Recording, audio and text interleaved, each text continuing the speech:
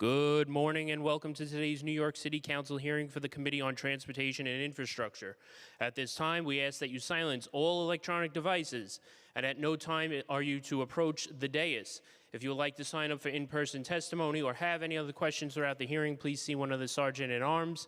Chair Brooks Powers, we're ready to begin. Good morning and welcome to this morning's Committee on Transportation and Infrastructure hearing. My name is Sylvina Brooks Powers and I am the chair of this committee. Today's hearing will focus on the Taxi and Limousine Commission and the status of the yellow cab industry in New York City. In addition, we will be hearing the following related legislation. Intro number 193, sponsored by Councilmember Gutierrez, in relation to requiring taxis and for-hire vehicles to display a decal warning passengers to look for cyclists when opening the door. Intro number 373, sponsored by Councilmember Powers, in relation to scheduled vehicle retirement dates for taxi cabs during the COVID-19 state disaster emergency and the repeal thereof. Intro number 676, sponsored by Majority Leader Farias, in relation to requiring the Taxi and Limousine Commission to conduct a study and report on increasing the use of electric for-hire vehicles and installing new charging infrastructure. And intro number 1050, sponsored by Councilmember De La Rosa, in relation to limiting the amount of liability coverage that the Taxi and Limousine Commission may require for vehicles licenses.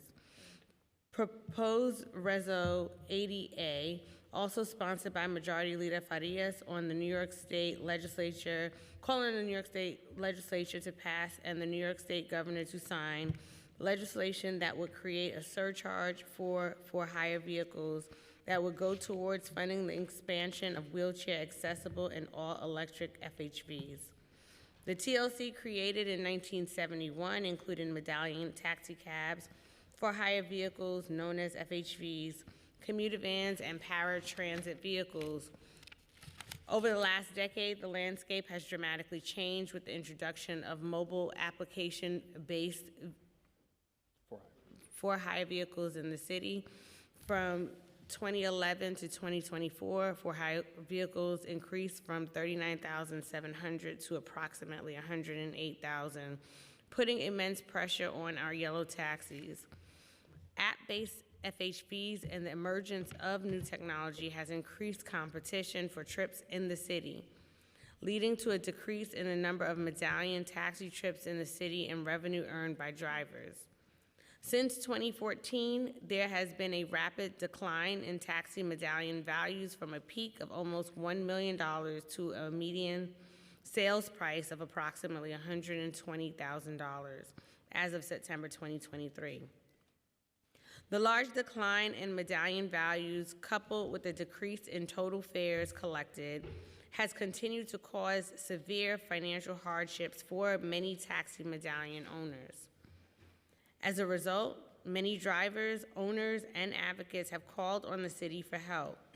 The creation of the Taxi Medallion Owner Relief Program and the subsequent Taxi Medallion Owner Relief Program Plus provides assistance to small medallion owners struggling with debt. It helps them work with lenders in order to restructure their loans, reduce principal owed, and lower their monthly payments.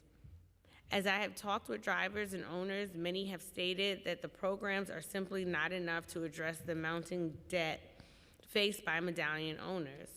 To supplement these programs, the administration and the TLC commissioner implemented an agreement that provided hundreds of millions of dollars in debt relief for more than 3,000 medallion owners.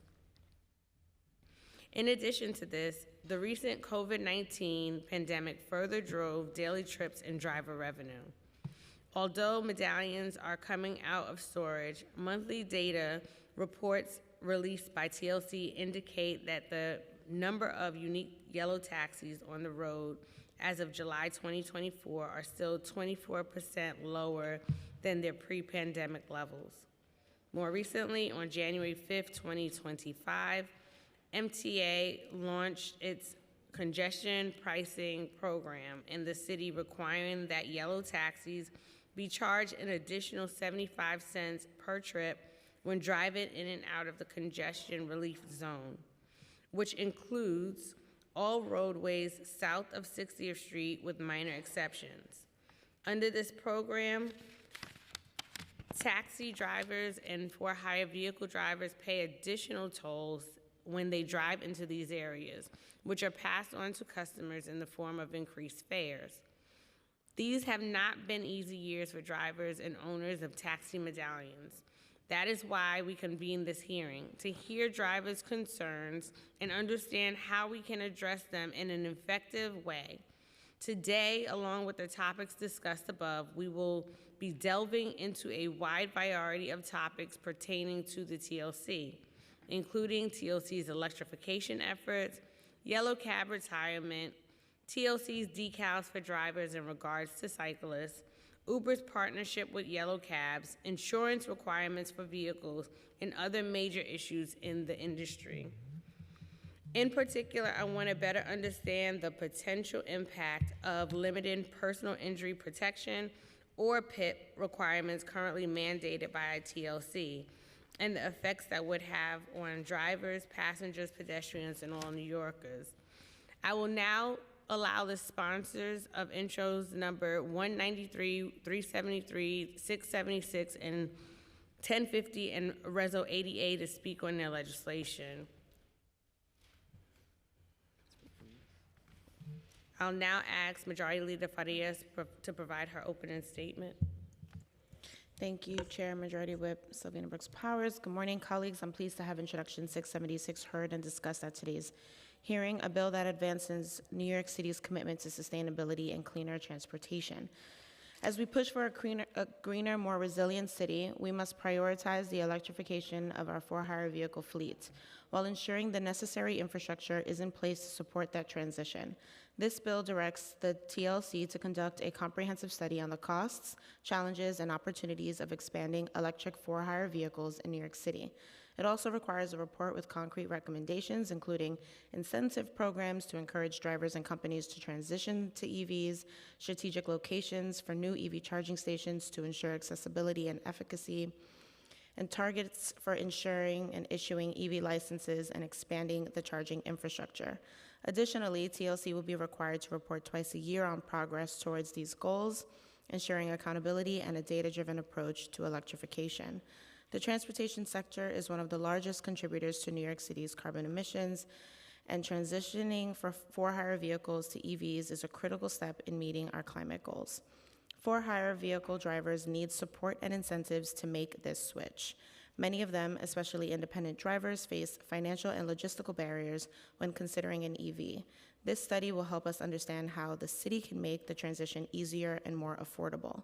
Expanding EV charging infrastructure is key to making electric FHV a viable option. Without sufficient charging stations in the right locations, we risk slowing down the adoption. Introduction 676 is about smart planning, sustainability, and equity. We can't ask for-hire drivers to go electric without ensuring that they have resources to do so. And I urge my colleagues to support the bill so we can make a more meaningful action on electrifying for-hire vehicles. And just quickly on Resolution 80, this is urging the New York State Legislature and the governor to pass legislation that would place a surcharge on for-hire vehicles to fund the expansion of wheelchair-accessible and all-electric for-hire vehicles.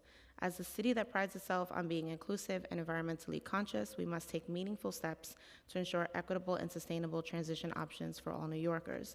Reso 80 supports the state-level legislation that would establish a surcharge on for-hire vehicle rides, generating dedicated funds to expand wheelchair-accessible for-hire vehicles, ensuring that people with disabilities have equal access to transportation, and it'll accelerate the transition to all-electric for-hire vehicles by reducing emissions and helping New York City meet its climate goals. This dual-purpose funding model recognizes that both accessibility and sustainability are pressing transportation challenges that must be addressed together. And I urge my colleagues to consider signing on to both of those bills, my introduction and resolution, and look forward to the dialogue today from the administration, the TLC, the advocates, and our drivers. Thank you.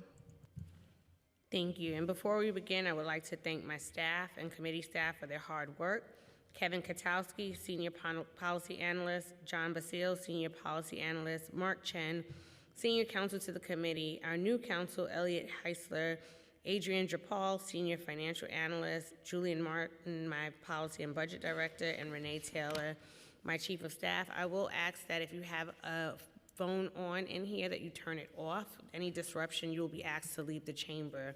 We are also joined in the room by Councilmember Lewis, Majority Leader Farias, Councilmember Narcisse, Councilmember Banks, Minority Leader Ariola. I will now ask committee counsel to appear and to be sworn in with the administration. Thank you. Thank you. Our next panel will be from the Taxi and Limousine Commission. Commissioner David Doe, General Counsel Cheryl Aludo, Deputy Commissioner for Operations, People and Innovation Evan Hines. I will now administer the oath. Please raise your right hands. Do you affirm to tell the truth, the whole truth, and nothing but the truth before this committee, and to respond honestly to council member questions? Thank you. You may begin when ready. Good morning, Chair Brooks Powers and members of the Committee on Transportation and Infrastructure. I am David Doe, Chair and Commissioner of the New York Taxi and Limousine Commission.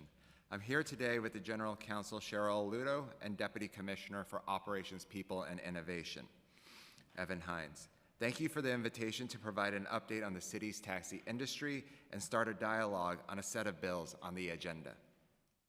As the oversight topic of the hearing today is the taxi industry, following the oversight hearing back in the fall, which concentrated on for-hire vehicles and commuter vans, I'll focus my testimony on yellow cabs.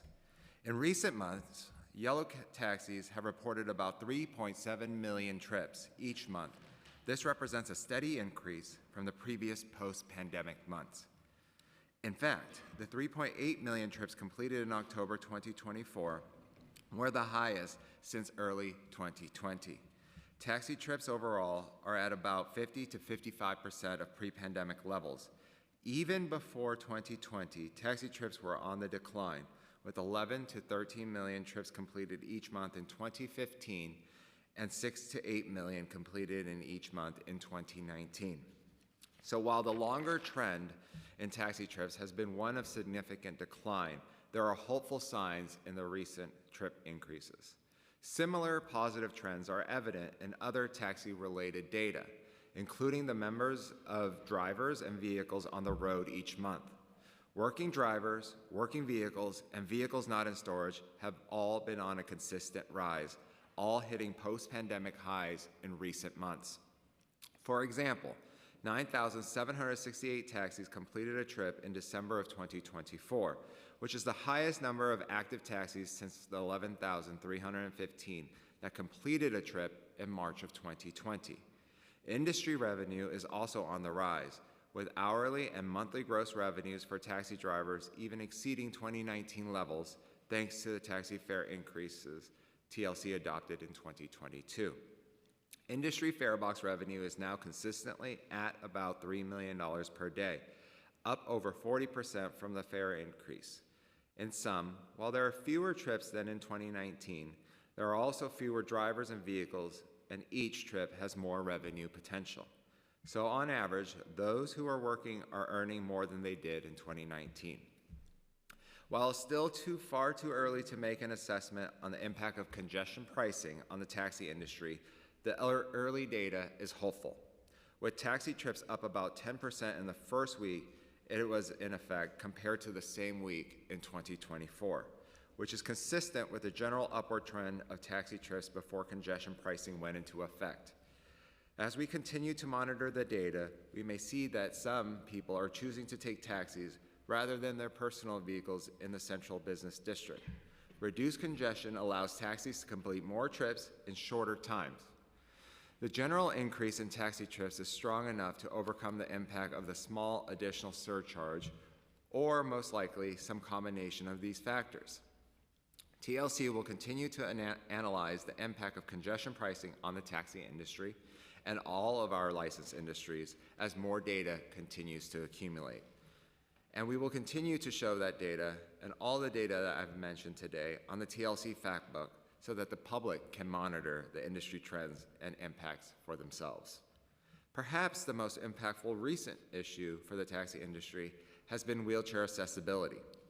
As ordered by the Federal District Court, TLC adopted rules requiring all new taxis be wheelchair accessible. This has a major impact on the finances of both the taxi industry and the TLC's Taxi Improvement Fund, which uses a $1 passenger surcharge to subsidize accessible vehicle conversions and accessibility programs.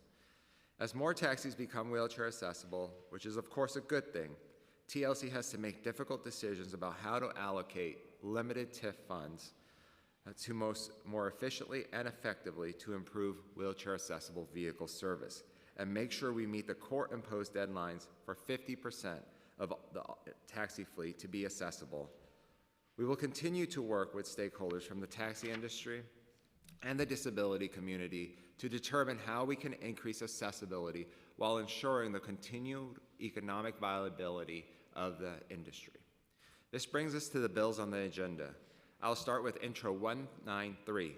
This bill would require all taxis and for-hire vehicles to display a decal warning passengers to look for cyclists when opening a door, with the decals being provided by TLC at no cost to vehicle owners. As a Vision Zero agency, the safety of all roadway users is a top priority. For example, last year, TLC launched our new driver license renewal course, which includes Vision Zero material and simulations. In 2024, TLC issued 17,993 violations to TLC licensed drivers for illegal parking, stopping, or standing, including for blocking a bike lane. And just last week, we proposed new rules that would increase the penalty for these violations under TLC's Persistent Violator Program to better deter this behavior in the future. TLC has provided Vision Zero Look for Cyclists window decals to vehicle owners since 2012 and continues to do so at our licensing and inspection facilities and at outreach events. We also enlist industry stakeholders such as fleets and base owners to distribute the decals to the members of our staff, to the members of the community on our behalf. We think this voluntary approach has worked well and achieved widespread use of these decals without the enforcement measures that the requirement would entail. If the council is interested in creating this new decal requirement, it may be worth considering a review of the numerous other decals required by state law, local law, and TLC regulations to avoid clutter, which runs the risk of passengers overlooking the messages. Intro 373 would allow taxi owners to extend their vehicle retirement dates during the COVID-19 state of emergency declared by the governor. TLC understands the financial hardship that many drivers and vehicle owners sustained during the pandemic. TLC already has processed for vehicle retirement extensions and granted 3,777 during the aftermath of COVID from 2020 through 2023, granting 90% of extension applications over that period. Additionally, TLC recently amended its rules to eliminate the retirement schedules for wheelchair-accessible vehicles in an effort to increase the number of wheelchair-accessible vehicles on the road, while also providing vehicle owners financial relief. As to the proposed bills, the COVID-19 state of emergency has long since lapsed, so it appears that this bill would no longer have the desired impact on retirement dates. More generally, because of the new waiver requirements discussed earlier and a federal court order, we have serious concerns that any retirement extensions for non-accessible vehicles would risk the taxi industry failing to meet our accessibility mandates discussed earlier. In other words, if a non-accessible vehicle is scheduled for retirement and replaced by an accessible vehicle, extending that vehicle's retirement would prevent another wheelchair-accessible vehicle from being put into service, reducing accessibility and causing TLC to run afoul of a federal court order. For these reasons, TLC opposes Intro 373.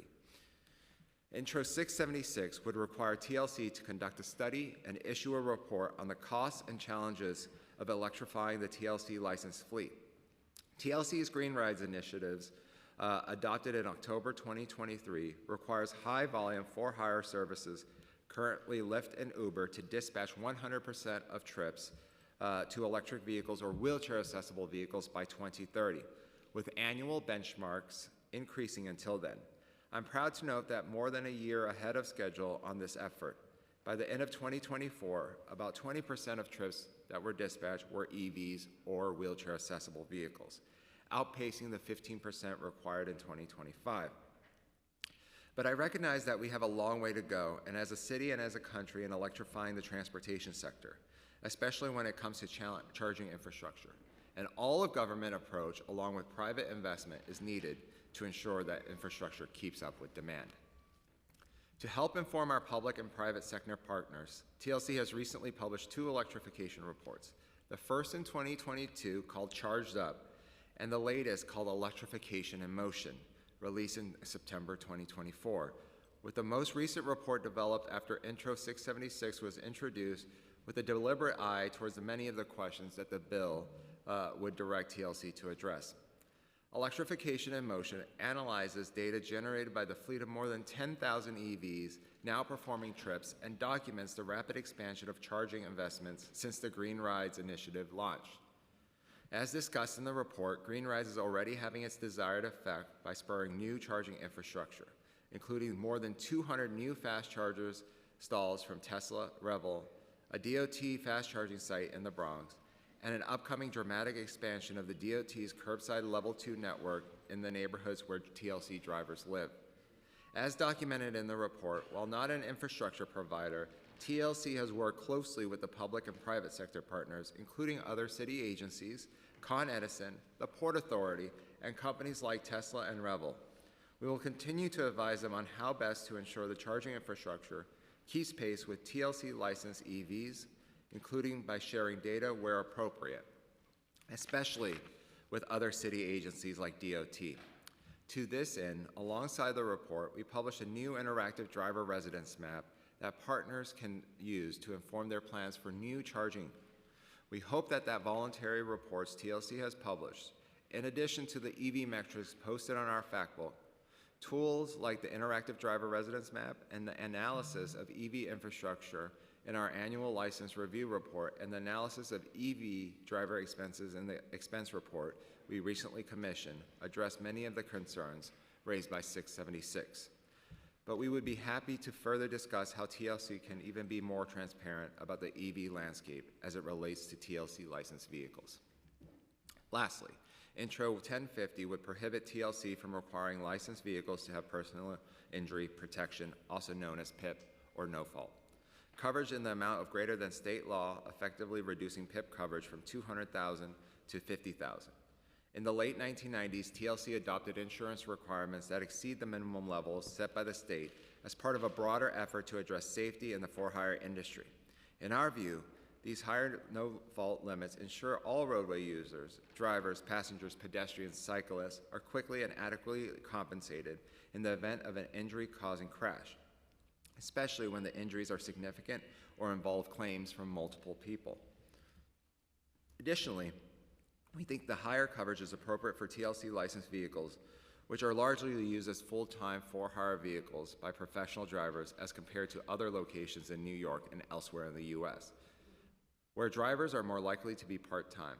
While we understand the intent of the bill is to lower insurance premiums for drivers, and we support this goal, it is not clear that driver premiums will actually go down, as reduced coverage doesn't necessarily mean reduced premiums. In other words, we are concerned that the savings resulting from this bill may be kept by insurance companies rather than passed on to drivers. While needed coverage for roadway users is reduced, we welcome further discussion on this issue with the council and stakeholders to ensure that any changes benefit drivers and all New Yorkers. Thank you again for inviting me to provide an update on the taxi industry and offer the administration's positions on the proposed bills. We look forward to continuing to work with you to ensure a healthy taxi industry and all TLC licensed industries can continue to provide safe, accessible, sustainable service for New Yorkers and visitors. I'm now happy to answer any questions. Thank you. We've been joined by Councilmember De La Rosa. I'm going to give the council member a moment to speak on her bill. Thank you, Chair, and thank you, Commissioner, for being here. Good morning. I'm Councilmember De La Rosa, prime sponsor of Intro 1050. Thank you, Chairs Brooks Powers, for convening this important discussion regarding the future of our for-hire vehicles and the public for engaging civically on this matter. The taxi and limousine industry has helped generations of New Yorkers and immigrants gain financial footing in our city. My district in Northern Manhattan, along with the Bronx, are home to the majority of livery bases in the city, making today's discussion particularly important to my constituents. This industry has put students through college and led to the opening of many small businesses, bolstering our economy for decades. My family, like many working-class New Yorkers, includes several hardworking taxi drivers. This industry is vital to the city's economy and identity, and we must do what we can to rebalance the rising costs, keeping it running. This crucial legislation arrives as American Transit Insurance Company, the city's leading insurer for taxis and rideshare services, teeters on the brink of collapse, jeopardizing the livelihood of over 74,000 drivers, representing over 60% of the city's drivers. By lowering insurance requirements, this bill will help avert some of the fallout from ATIC's insolvency. With the Black Car Fund and heightened street regulations aimed at reducing collision, congestion, and speeding, and other traffic incidents, there are ample buffers to deal with claims. Cab drivers also are more experienced drivers, spending thousands of hours a year on the road with additional oversight from our commissioners. Risking an accident means losing their livelihood. By reducing the personal injury protection requirement from $200,000 to $50,000 to match the statewide requirement, we are creating an equal standard across the state, reducing drivers' out-of-pocket costs and making the insurance market more accessible to additional carriers. We don't want anyone to get hurt and not have coverage. If we are seeing abuses in the system and fraud that has driven up costs and gone unaddressed for decades, then we also want to remedy that as lawmakers.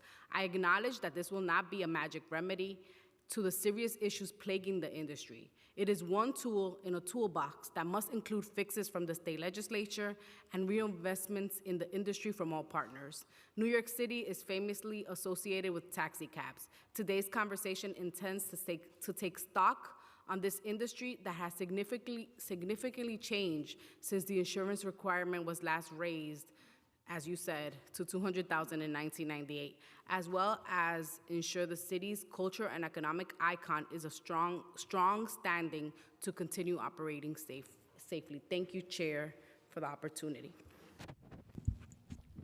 Thank you. Thank you, Commissioner, for your testimony. I'm going to start with the medallion values. In a previous 2023 hearing with the TLC stated that the current medallion value as of October 13, 2023 was transacting at $200,000. Resale on defaulted medallions sold for about $170,000. What is the current value of the medallion? So the TLC does not keep track of medallion values, but we keep track of transfers of medallions in the private marketplace. I think when in 2023 we last had the discussion, I gave a range, and that current range is between $90,000 and $200,000, consistent with what you just said, Council Member. Do you have an idea of what the current resale on a defaulted medallion is? So on average, it's about 130. So from the MRP Plus program, I think that's what the question is. It was between 135,000 on average, and as high as 170,000, depending on what type of medallion, or excuse me, depending on whose medallion it is, what lender is providing financing for that medallion or not, cash versus a bank-backed medallion. How many medallions have been exchanged in fiscal year 24, and how was that number compared in previous years? Yeah, so what is important to know is that most of our data is on our website. We publish that data on a monthly basis, and we show that transfer. Anywhere from 20 on up per month, but Cheryl can provide a little bit more about how many medallions have been transferred over the last year or so. don't have that right in front of me, but it's true, everything is on our website and it's very transparent. So that means you guys can look it up while we're here and let You us can know. look that up. Thank you. And I Does think it- we have it. Okay. Does the TLC forecast medallion values? I guess you said, I know you don't really track them, but do you forecast them at least? We do not forecast, no.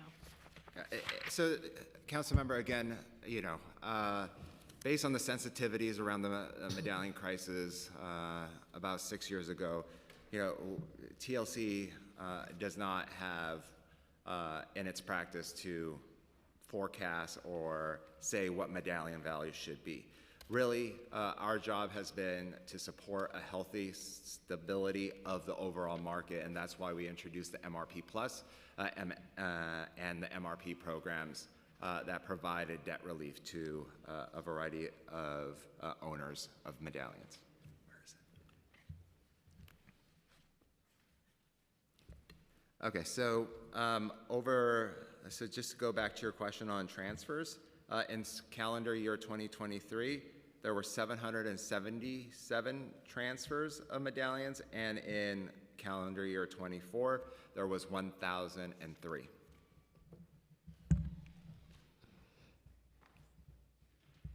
Thank you for that. How does TLC work to ensure that medallion values increase? Does TLC have any direct role in this? Yeah, again, that is a place for the private market. We don't own medallions. We don't look at medallion values, but we provide a certain sustainability with overall the market. We evaluate the market, look at meter rates, see if they are consistent with the current market.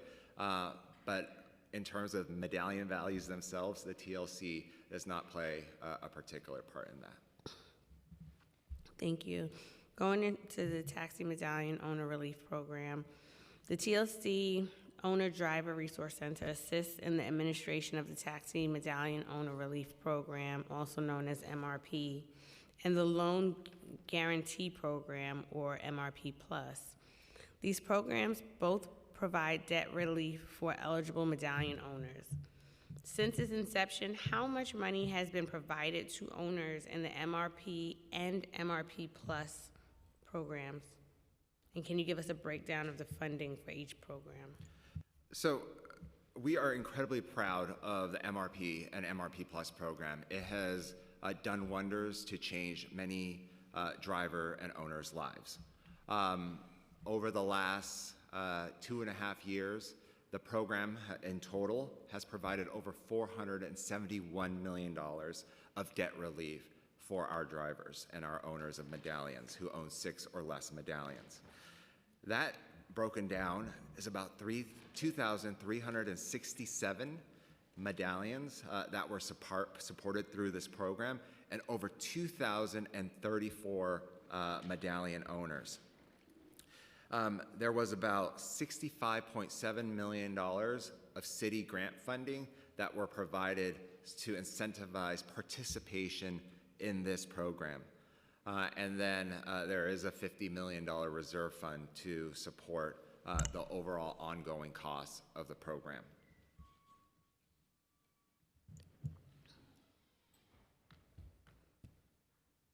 How much money has been provided to yellow car owners in 2024, and how does that compare to previous years? Yellow car owners for which program, council member?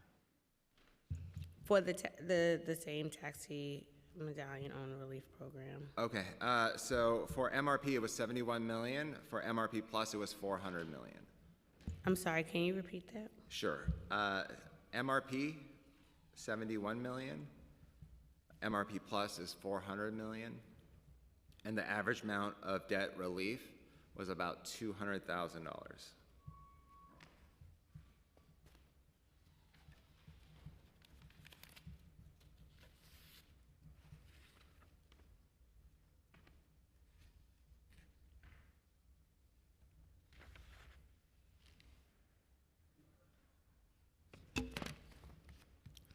How much staffing has TLC dedicated to assisting yellow car owners through the MRP and MRP Plus programs?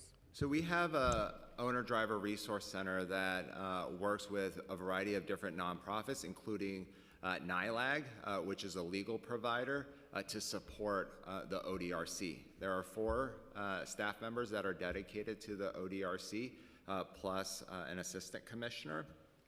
And within that program, we also provide partnerships with well-being organizations, including New York City Health and Hospitals.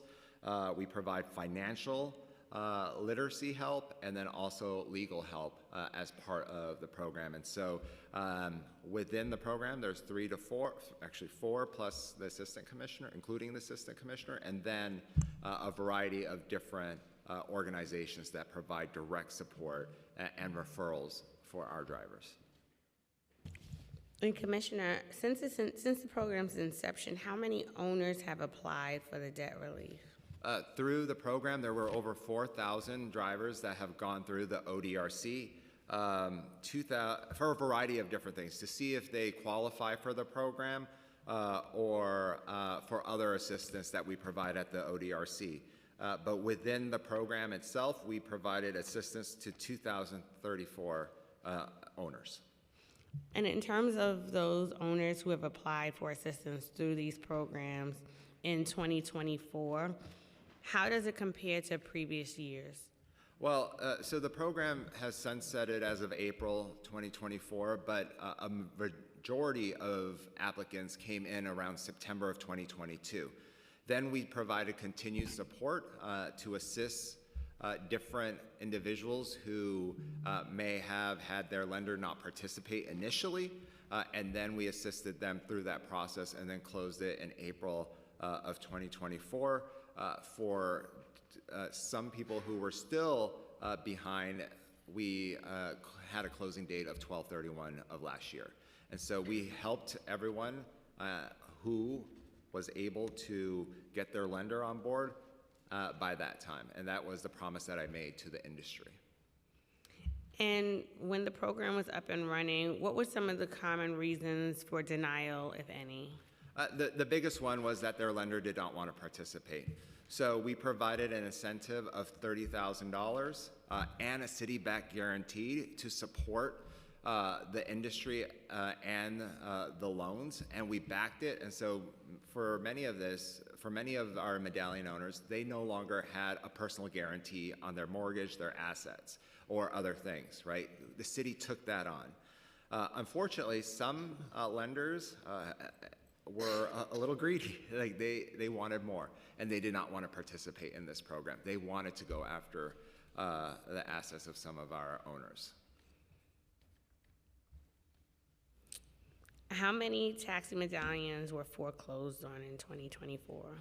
So in the MRP Plus program, there was about 419 that are in default status, and about 45 defaulted medallions have been sold.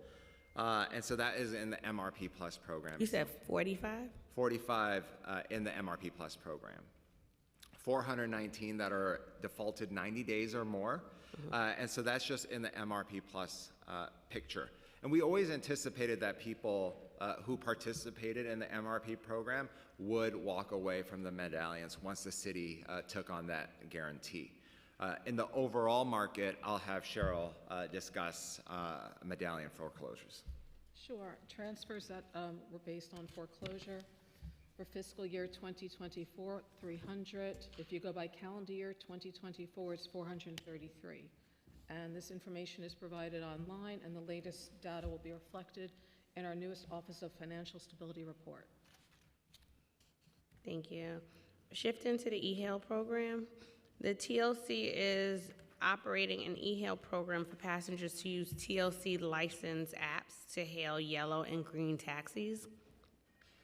TLC has previously testified positively about this program, and we'd like to have an update about its progress and the TLC's views towards its future. So the eHealth FlexPair program has recently been made permanent. This provides a lot of flexibility for drivers to get more trips in addition to street hails. This has been an overwhelming supported program where individuals can not only get, again, street hails, but also more e-hail trips.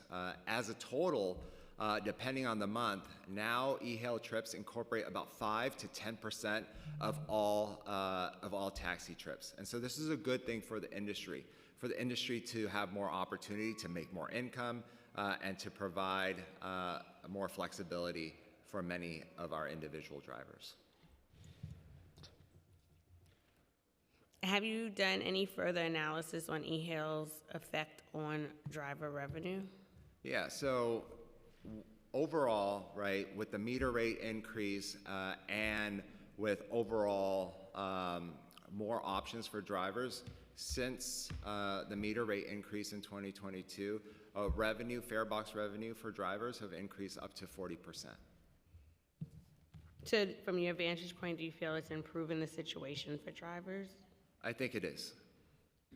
Okay. And you don't feel it's putting downward pressure on the fares? Again, this is more flexibility. It is a driver's choice. If they want to take e-hail trips, that's up to them. They're not forced to take these trips. And at the end of the day, this provides more flexibility and more trips overall. If there is a lot of, let's say, street hails, then many of the drivers would go that route and not take e-hail. And so that's up to them. But we continually monitor the overall market to ensure that drivers are receiving a fair base minimum pay for both sectors. And since it's optional, do you feel that those who do not participate are negatively affected at all, the drivers? Again, it's a market-based decision for the drivers. If they see that there is a lot of street hails, right, then that might be a decision that they want to make for themselves. Some drivers, for example, only do airport trips because that makes the most economic sense for them. Some drivers only do CBD trips because it makes most economic sense. And some drivers, right, in other sectors only do dispatches from an app. When I ask questions on congestion pricing, I do want to touch on what you just said in terms of the CBD piece. Does the TLC have an intention to expand the program in the future, both in terms of its scope or in terms of bringing more drivers into this ecosystem? I think right now we have an overall program that works, and we continue to monitor it. And I have not heard a lot of, I guess, complaints about the program in the last few months since the e-hail program was passed. So do you envision expanding the program? It's TBD? Well, it is available for all yellow drivers at this point. Oh, okay. Yeah, But in terms of the scope of the program, do you intend to expand that at all? We can look at other things, including minimum trip pay, driver pay on the e-hail platforms, and things like that. But this is an official program of the TLC, and it continues to operate in its full capacity. Moving to accessibility, in the past, TLC has emphasized that improving accessible and equitable service is a top priority for the Commission. Currently, there are approximately 9,500 wheelchair accessible vehicles, an 18% increase from the previous fiscal year. The Mayor's Management Report notes that the growth is due to the expansion of the TLC's accessibility regulations for FHBs. How is the TLC ensuring that the yellow cab industry continually expands and increases the number of wheelchair accessible taxis in its fleet? Councilmember, accessibility is one of our prime priorities that we work through on a regular basis. We meet with our partners. We ensure that what we do reflects really the intent and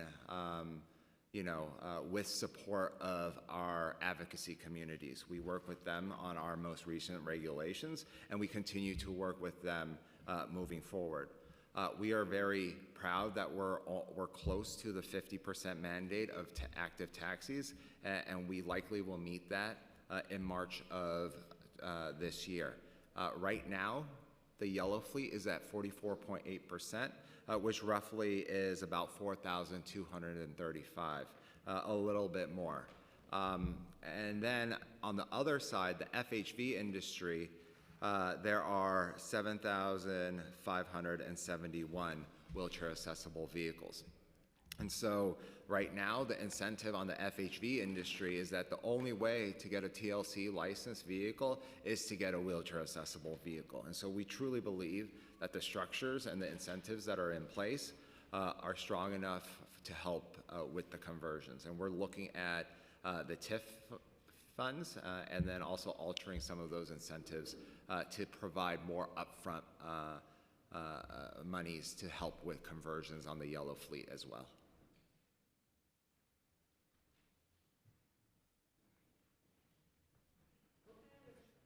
What kind of assistance does TLC provide to drivers who are converting to accessible vehicles? In the current state, we provide $14,000 plus quarterly payments of $1,000 if they make a certain number of trips per quarter.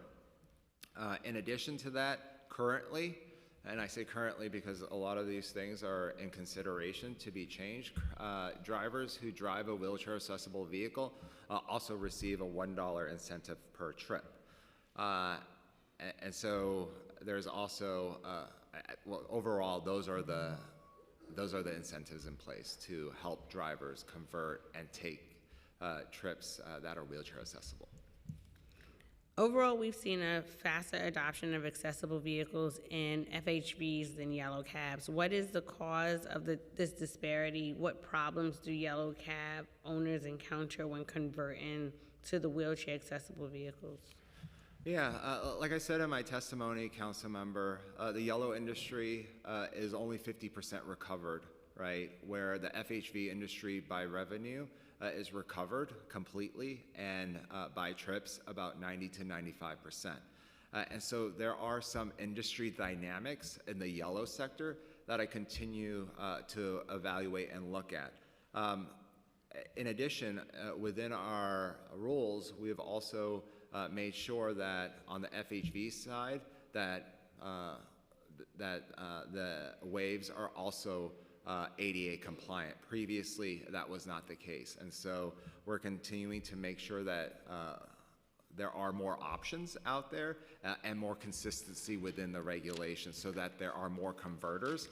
Hopefully with more converters, there is more competition in the marketplace to provide drivers, owners, and fleets with a cheaper wheelchair accessible option. What is the current citywide average wait for accessible dispatches for yellow cabs when compared to FHVs? I don't know if I have that right in front. Actually, Evan does. Give us a second, we're gonna look it up.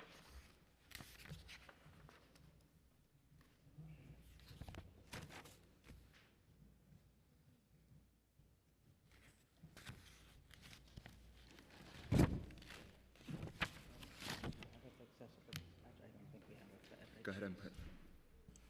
So we're going to talk about the accessible dispatch program, which is the yellow program. Yeah, we have it for accessible dispatch. I don't believe we have it for FHVs. For accessible dispatch, it has decreased by over 1 minute from last year. It's down to 11 minutes and 17 seconds. We do not have it for FHVs. And I can speak We to just FHVs actually- though. Standards we're coming up with. So again, within the FHV sector, while I don't have those data points, we have regulations around that. Previously, we had regulations that 90% of trips are done within 15 minutes or less, 80% within 10 minutes or less. Recently, we changed the rules to ensure that we meet the demand for wheelchair-accessible vehicles in a much faster time frame, which is 90% within 10 minutes or less. Thank you. And just quickly going to pivot to congestion pricing, and then I'm going to yield for my colleagues to ask questions. Tolls imposed by congestion pricing will likely be passed down to consumers in the form of increased fares. Will this drive down passenger demand, or have you noticed that it's driven down passenger demand for taxis and for hire vehicles, negatively impacting the industry? Actually, Councilmember, we've seen for the data, we don't have that much data yet. It's only been 30 days since we put in congestion pricing as a city. However, the early data shows us that actually taxi trips have increased by 10% in the month of January compared to January 2024. And FHV trips have remained relatively the same, and there's some fluctuations, but in the FHV industry, we see a 1% decline in overall trips. And I think this is, again, natural growth of the industry, and then also, some relatively weird things in the data. And so we want to look at a longer period of time versus just 1 week of time. Generally, the city's DOT looks at this data and provides it, and then also works with the MTA, as they are the agency that is working directly on these subjects. And to clarify what you just said, you're saying the FHV trips remained the same, but there was a 1% decline? Relatively the same, right? It was about a 1%. So it hasn't remained the same. They've seen a slight decline of 1%. But it just yellow this cabs could be have gone up. fluctuation. Yeah, it could be many different fluctuations in that data. This is a week's time, and so week over week, year over year, the data can be a little bit unclear. And with congestion pricing, considering this new surcharge, has there been a noticeable increase in the cost per trip? As you mentioned, right, we worked with the industry, we work with a variety of different stakeholders to ensure that it wasn't $9, right, per trip, or even $15 at that point. And where we landed on for high volume FHV trips, it was going to be, now in this new iteration, $1.50 for high volume FHVs like Uber and Lyft. For community car bases, it's 75 cents. For black car bases, it's 75 cents. For yellow taxis, it's 75 cents. But earlier in your response to another question, you said drivers make their independent decisions on what type of trips they want to take, and some may find that there's an incentive of going into the CBD. What would that incentive be for them? So the incentive of going into the CBD, I think we know in the initial data that you can get more trips faster. You can move through the CBD on average before congestion pricing for a long period. The speeds of this congestion relief zone was much slower. And so if you can move faster, if you can get passengers to your destination just a little bit quicker, it means that you get a little bit more free time now to search for that next fare instead of waiting in traffic. The congestion pricing surcharge for yellow taxi, green cabs, and black cars is 75 cents for each trip into, out of, and within the congestion relief zone, while the surcharge is $1.50 per trip for Uber and Lyft. Just wanting to see, again, going back to that incentive, is it just really time-based that incentivizes them to go in there, or do you find that in addition to these surcharges, is there like another layer, to the cost per trip? It's also customer behavior. I think on the opposite side, if they're leaving their private cars at home, potentially they are going to look at other options, including FHVs and TLC vehicles in general. Thank you. Next, we'll hear from Majority Leader Farias, followed by Councilmember De La Rosa, followed by Councilmember Narcisse. Thank you, Chair. Just some quick questions around my bill on Intro 676. How many electric FHVs are currently licensed by the TLC? It's about 12,000 council members. And what has been the reception to the Green Rise initiative? How has the program been implemented? I know you spoke a little bit about it in the testimony. Yeah, so, again, we're incredibly proud of our sustainability efforts to get to 100% of trips dispatched to a wheelchair-accessible vehicle or a wheelchair-accessible vehicle, or EV, by 2030. We hope by then there will be an electric wheelchair-accessible vehicle that we can adopt into the rules. But overall, we are meeting our goals 2 years ahead of schedule. By the end of 2025, we were thinking 15%. Now 1 in 5 trips in New York City is either wheelchair accessible or electric. And that's a good thing for our city. We hope to continue that and exceed expectations and even meet those guidelines earlier. And what are the top line points from the TLC's newly released report titled Electrification in Motion, an update on New York City's electric FHV fleet? So the big things, right, is that we have been working with our partners to ensure better, faster charging across all 5 boroughs. What we looked in there, we saw that, hey, there is a need for data. And so what we recently published was a map of where drivers live by census block, right? So now if the New York Power Authority needs to see where they should be charging vehicles, they can look at that map. Or if DOT needs to know where level 2 curbside charging needs to be, the mayor just recently announced a 600 new level 2 charging in neighborhoods where drivers live. That's going to be available. And so overall, we have made consistent progress towards our sustainability and environmental goals and our WAVE goals. And so that is what we're celebrating within that report. But there's a lot more work to be done, right? And, what that report also says is that when we implemented the Green Rise report, there was only 280 fast charging stations. In a year and several months later, we now have an additional 200 fast charging built by private entities, the Port Authority, and others. And this is going to take a real whole of government effort to make sure that we can transition to a more green and more sustainable future. Chair, one last question, if I may. Thank you.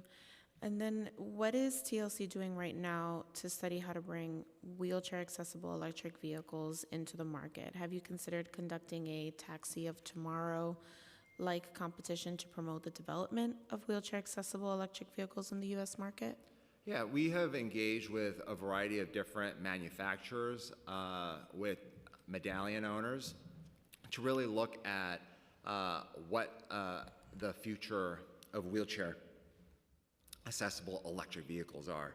Currently, when I speak with manufacturers, this is not something that really there is a pressing mode for them to push towards, right? They tell me that there is not a market, and I show them New York City, right? I show them that there's 100,000 vehicles, that there is truly a market, and they just don't believe me yet. But we are always working with our manufacturers to educate them about the biggest for-hire fleet in the U.S. so that we can make that transition. But as our rules continue to mature, we hope, right, with more EVs, with more wheelchair-accessible vehicles, that there is a synergistic future for an EV wheelchair-accessible vehicle. Do you think including wheelchair accessibility in this proposal for my bill would be welcomed by the TLC? Like the study part? Which proposal, ADA or? Yeah, studying wheelchair accessibility. Yeah, I mean, electric again, vehicles. council member, with the, I think that is incredibly important to really think about the shape of the overall picture of the fleet. We can't just look at one side of it. We have to look at both sides of it together. but we can work one-on-one, we can work individually to see where my reports that we published over the last 2 years might be missing, and continue to work with you to add that to our reports. Okay, great. Thank you so much, Chair, and thank you so much for the Thank you. Next, we'll hear from Councilmember De La Rosa, followed by Councilmember Narcisse, followed by Councilmember Banks. Thank you, Chair. Commissioner, what legal powers does the city have in regulating the insurance market for taxi drivers and for hire vehicles? Yeah, so most regulations are left to the state level, but the TLC can always make it a little bit more stringent. And in this case, we made it more stringent a TLC before me made it more stringent in the 1990s from 50,000 to 200,000 in additional PIP. PIP insurance is often cited as being more susceptible to fraud than other types of insurance. Can you explain if that is the case in your experience and why? And what steps has the city taken to mitigate this risk? Yeah, I think overall, again, the enforcement mechanisms are with the state DFS, which is the Department of Financial Services run by Superintendent Harris. She has done an amazing job at not only gathering stakeholders like yourself, but looking at an overall policy that would get us to a better place with the American Transit Insurance Company. She recently proposed 3 proposals within the state budget that provides some of that, I guess, some of the changes necessary to get to a better place.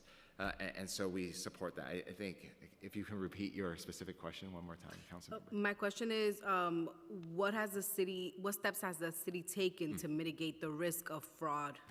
Yeah, so in addition to that, I think to reverse the question a little bit, when I talk to stakeholders, right, what they have told me is that really, those who are operating in these fraudulent enterprises, right? Even if the PIP went from 200 to 50,000, one recent article in Insurance Insider stated that they would just cause more crashes to reach the profit margins that they need even if PIP went from 200,000 to 50,000. Okay, I look forward to speaking more about that. Chair, I have one more question. That's okay. The New York PIP system is in crisis with over 70% of the market covered by insolvent companies. Approximately half of the country doesn't have no-fault system for hire vehicles. Are there any of these states that don't have no-fault facing a crisis in their insurance systems, to your knowledge? Again, I'm not an insurance regulator. I'm a for-hire market regulator, but I think where we need to look at the differences, right, is that New York City is a whole different creature than any other city, any other state in the country. We have a more professionalized driving force that operates full-time, 32 plus hours a week.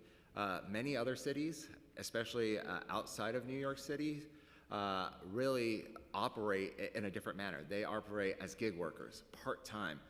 And so that's why we have so many different regulations to protect drivers in New York City.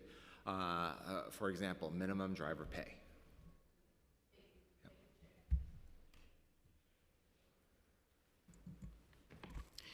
Good morning. I'm always happy to see you. When we're talking about yellow cabs, especially in New York City and all taxi, we know that a lot of immigrant folks, that's how they raise their kids. I'm a beneficiary of that because my father drove taxi, yellow cab for many decades in New York City. And I'm sure it's not only me, it's many others that benefit. So now they're having a hardship. We know that for a fact, right? That for them to retire their vehicle, right? It's gonna be very hard on them. They've been through a lot in this process. Not your fault, actually. But with the March 31st, 2025 deadline, right, approaching, how close is the city how close is the city to reaching the goal of having 50% of the active yellow taxi fleet wheelchair accessible? And what challenges remain in meeting this requirement? Yeah. Well, Councilmember Narcisse, thank you so much for your commitment and your work for a better for-hire industry. I really appreciate that. I think to your first point is that, this was we want to provide relief for drivers with their vehicle retirement extensions. But to meet the court-mandated order, we can't do that we can't do VREs as much as I want, right, to support our drivers and our yellow industry. And so, we're getting closer. We're at 44.8% of the fleet for March of 2025. What is going to be more hard is the court mandated order for 2028. We are only about 30% of the way there for the entire authorized fleet. And so, there is going to be a lot of work that I need to do with our industry to ensure that we have a pathway there. And that's why we're looking at a variety of different changes to the program so that more drivers can have more upfront payments and their hack-up costs so that they can actually afford these vehicles, wheelchair accessible vehicles that may cost upwards of $75,000. We've also worked hard to get more converters into this into the yellow space, and we've recently added 2 more converters that meet drivers where they are, right? And what I mean by that is that typically fleets have advantages when they do big purchase orders. In this case, the converters will take on one vehicle, convert that vehicle, instead of them having to go to other states like Indiana, that they can go somewhere closer like the suburbs of Philly. Thank you. One of the things I was reading about, it's too early. We know that it's too early to have a data to see how congestion prices is affecting our fleets in New York City. But with the little that I know of from hearing from the drivers, they are very concerned. But hearing from you, you said there is kind of a trend that say that may more likely probably improve, is better for them. But in the meanwhile, they're having concerns. Yeah. What are you doing? Are you telling them this is A, B, I think it's better for you, but from the pocket, from their own pocket, they said that it's not good for them? I think we have genuine concerns as well, right? When both the yellow industry and the FHV industry had paid billions into congestion charges before this one. $2.50, right, on the yellow side, plus another 50 cents, plus now another 75 cents. Those are big concerns. Those are added costs when you get into a yellow taxi. And so I have those concerns. And I think that the bigger picture, right, is that we need to work with the state to say, hey, you can't continue to use the for-hire vehicle industry as a piggy bank. You can't continue to say, okay, we'll charge $2.50, another 50 cents, and then another 75 cents. It has to stop somewhere. And the same with the FHV industry as well. Thank you. Thank you. Thank you, Chair. I know it's just a little personal. Thank you. We're going to have Councilmember Banks followed by Councilmember Ariola.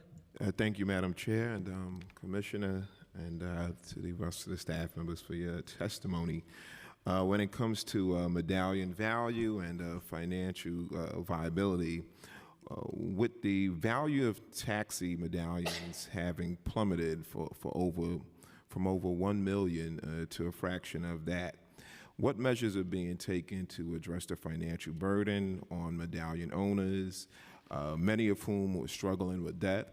And are there any plans for debt relief or restructuring of the program to help subsidize this industry? Yeah, thank you so much, Councilmember Banks. This is something that is incredibly important to the TLC, and one of my one of the first things that I told not only the chair, but also the entire council was that I would get MRP and MRP Plus to the finish line. We got there in September of 2022. We held a big tent event where thousands of drivers, hundreds of drivers, now thousands of drivers, were able to come and get relief. Small medallion owners of 6 or less medallions, those who needed help the most.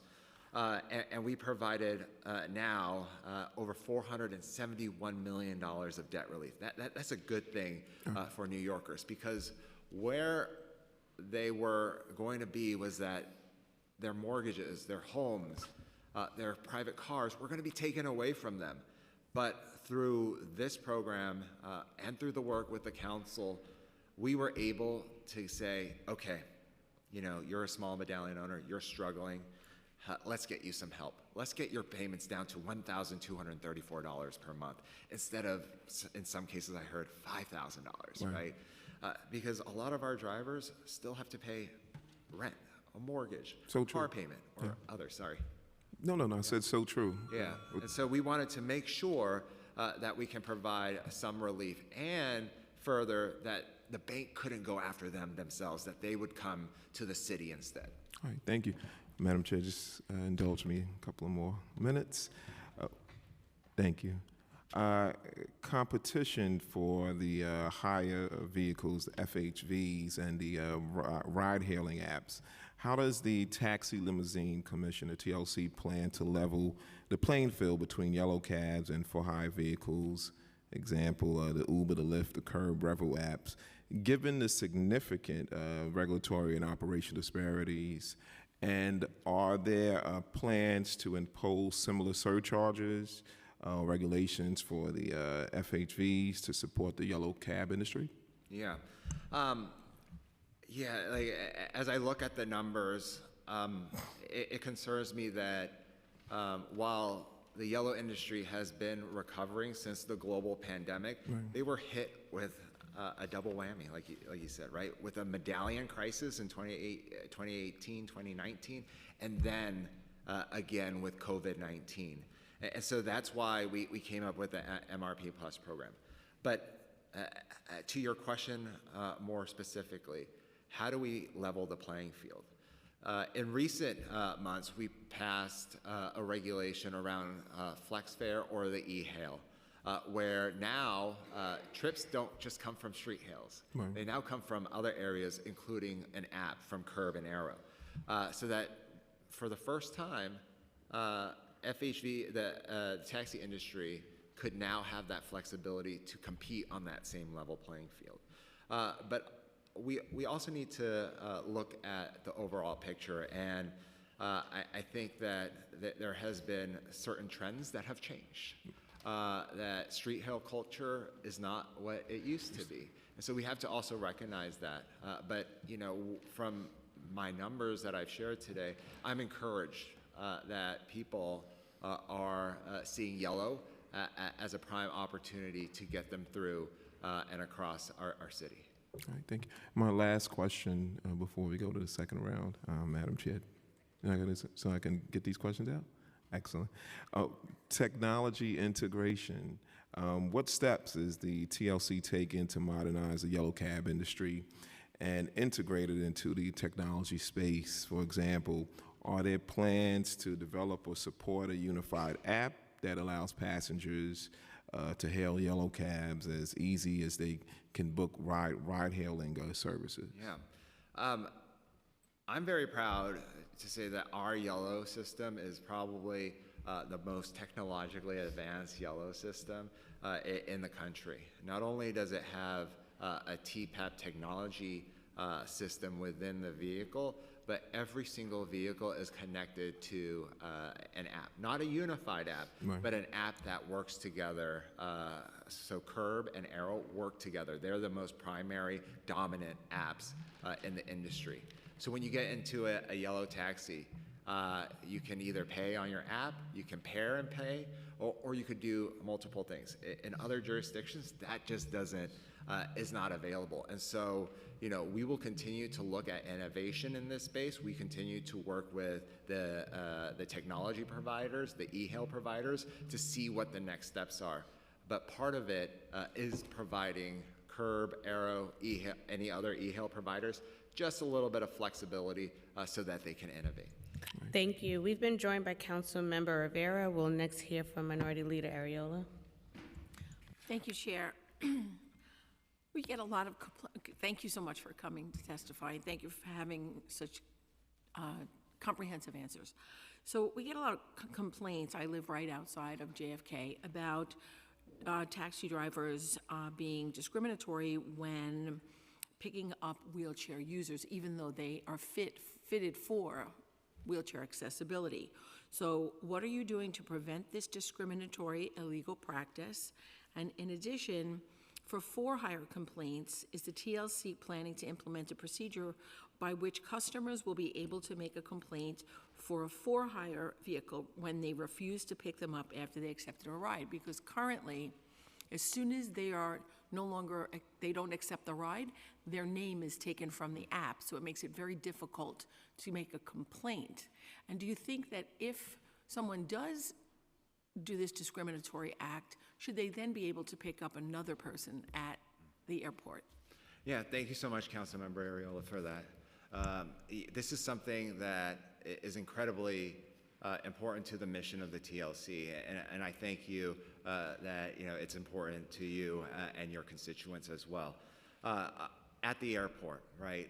I can't be at every trip, every ride, and so what I depend on is from our community.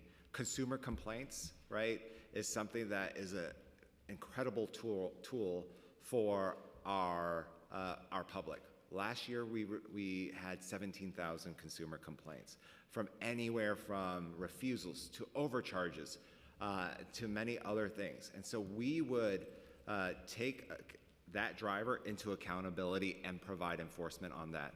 But we also have an inspection station that inspects yellow cabs 3 times a year to ensure that their ramps work, to ensure that their lights work, to ensure that everything about that vehicle is in working order. And sometimes, right, things change once they leave our inspection facility. And so that's where I need the public. I have about 100 enforcement officers for 5 boroughs. And so, we focus a lot on JFK, but we always need the public's help. And we take these very seriously. And in the future, if there are refusals, where it's going to hurt our drivers is their time, right? And so they would have to take another education course to ensure that they are well educated on making sure that they have the proper seatbelts in the vehicles, the proper working ramps in the vehicles, and making sure that they take people with disabilities. And if they do not, they are going to be held to account. And I get that, and that's with the yellow cabs, but with the apps, it's just, I think you need to work with those for hires that are doing things through apps, that they don't take the name out right away so that a complaint can be made. Thank you so much for your answer. And I'm committed to working with the high volume for hire vehicles to making sure that we know who is the driver so that they don't cancel on people with disabilities. And I'll work with you as well, Councilmember. Thank you. Thank you so very much. Thank you. On insurance and liability coverage, Intro 1050, personal injury protection insurance, also known as no-fault insurance, is designed to cover medical expenses and lost wages for drivers and passengers injured in traffic collisions regardless of fault. New York City currently requires TLC vehicles to purchase $200,000 of PIP insurance coverage, 4 times greater than the $50,000 amount required by New York State. Why has the city set the PIP insurance coverage requirements for taxis and for hire vehicles higher than the state requirement? Yeah, so passenger vehicles only operate a certain amount of time. Here, our TLC vehicles operate a lot more time. In some cases, some of these vehicles operate over a 24-hour period, depending on the two drivers renting out a yellow taxi, for example. And so we wanted to make sure, right, and this is a rule that was in place in the 90s, right, to ensure that all roadway users, passengers, drivers are protected. These vehicles are on the road much longer than the average vehicle. In every other jurisdiction outside of New York City, these drivers don't operate in a full-time capacity like New York City TLC drivers. In addition, right, the PIP also allows for for claims to be paid out within 30 days or less, making sure that there's not this long legal process to ensure that people can get help for medical treatments or other types of treatments that they need right then and there. How and why was the $200,000 requirement determined to be an adequate level? So $200,000, again, was determined at that time. But like I said, these vehicles operate more than 4 times the average amount of a private passenger vehicle. And so the TLC at that time decided that $200,000 was the amount necessary, as these were full-time drivers.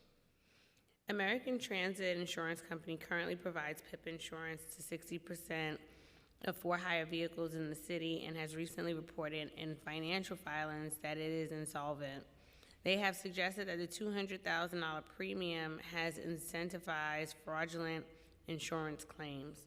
Has the TLC noticed many documented cases of PIP insurance fraud? Yeah, the TLC is not an insurance regulator. We work with the State Department of Financial Services. We work with the governor's office on a regular basis to ensure that we look at all of these things. I appreciate the DFS for bringing together over 40 different stakeholders last year to look at the issues at hand. ATIC's insolvency did not happen overnight. It happened over a 30-year period, right? To reach $1 billion of insolvency means that, that they were playing the market for a very long time. They were undercutting their competitors.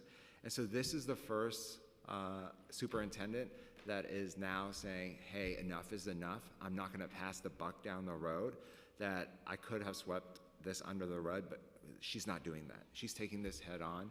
And in the budget bill, there are 3 strong solutions that help us towards the first steps of getting a healthier market. In TLC's opinion, does the city's higher PIP insurance rate make it more likely that there will be cases of insurance fraud?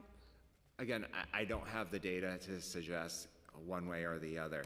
But what I know is that many people have told me that this is important for bicyclists, for pedestrians, for drivers, for passengers to be protected, so that in an event of a terrible crash, that many of these people can be paid for their injuries in a quick time period.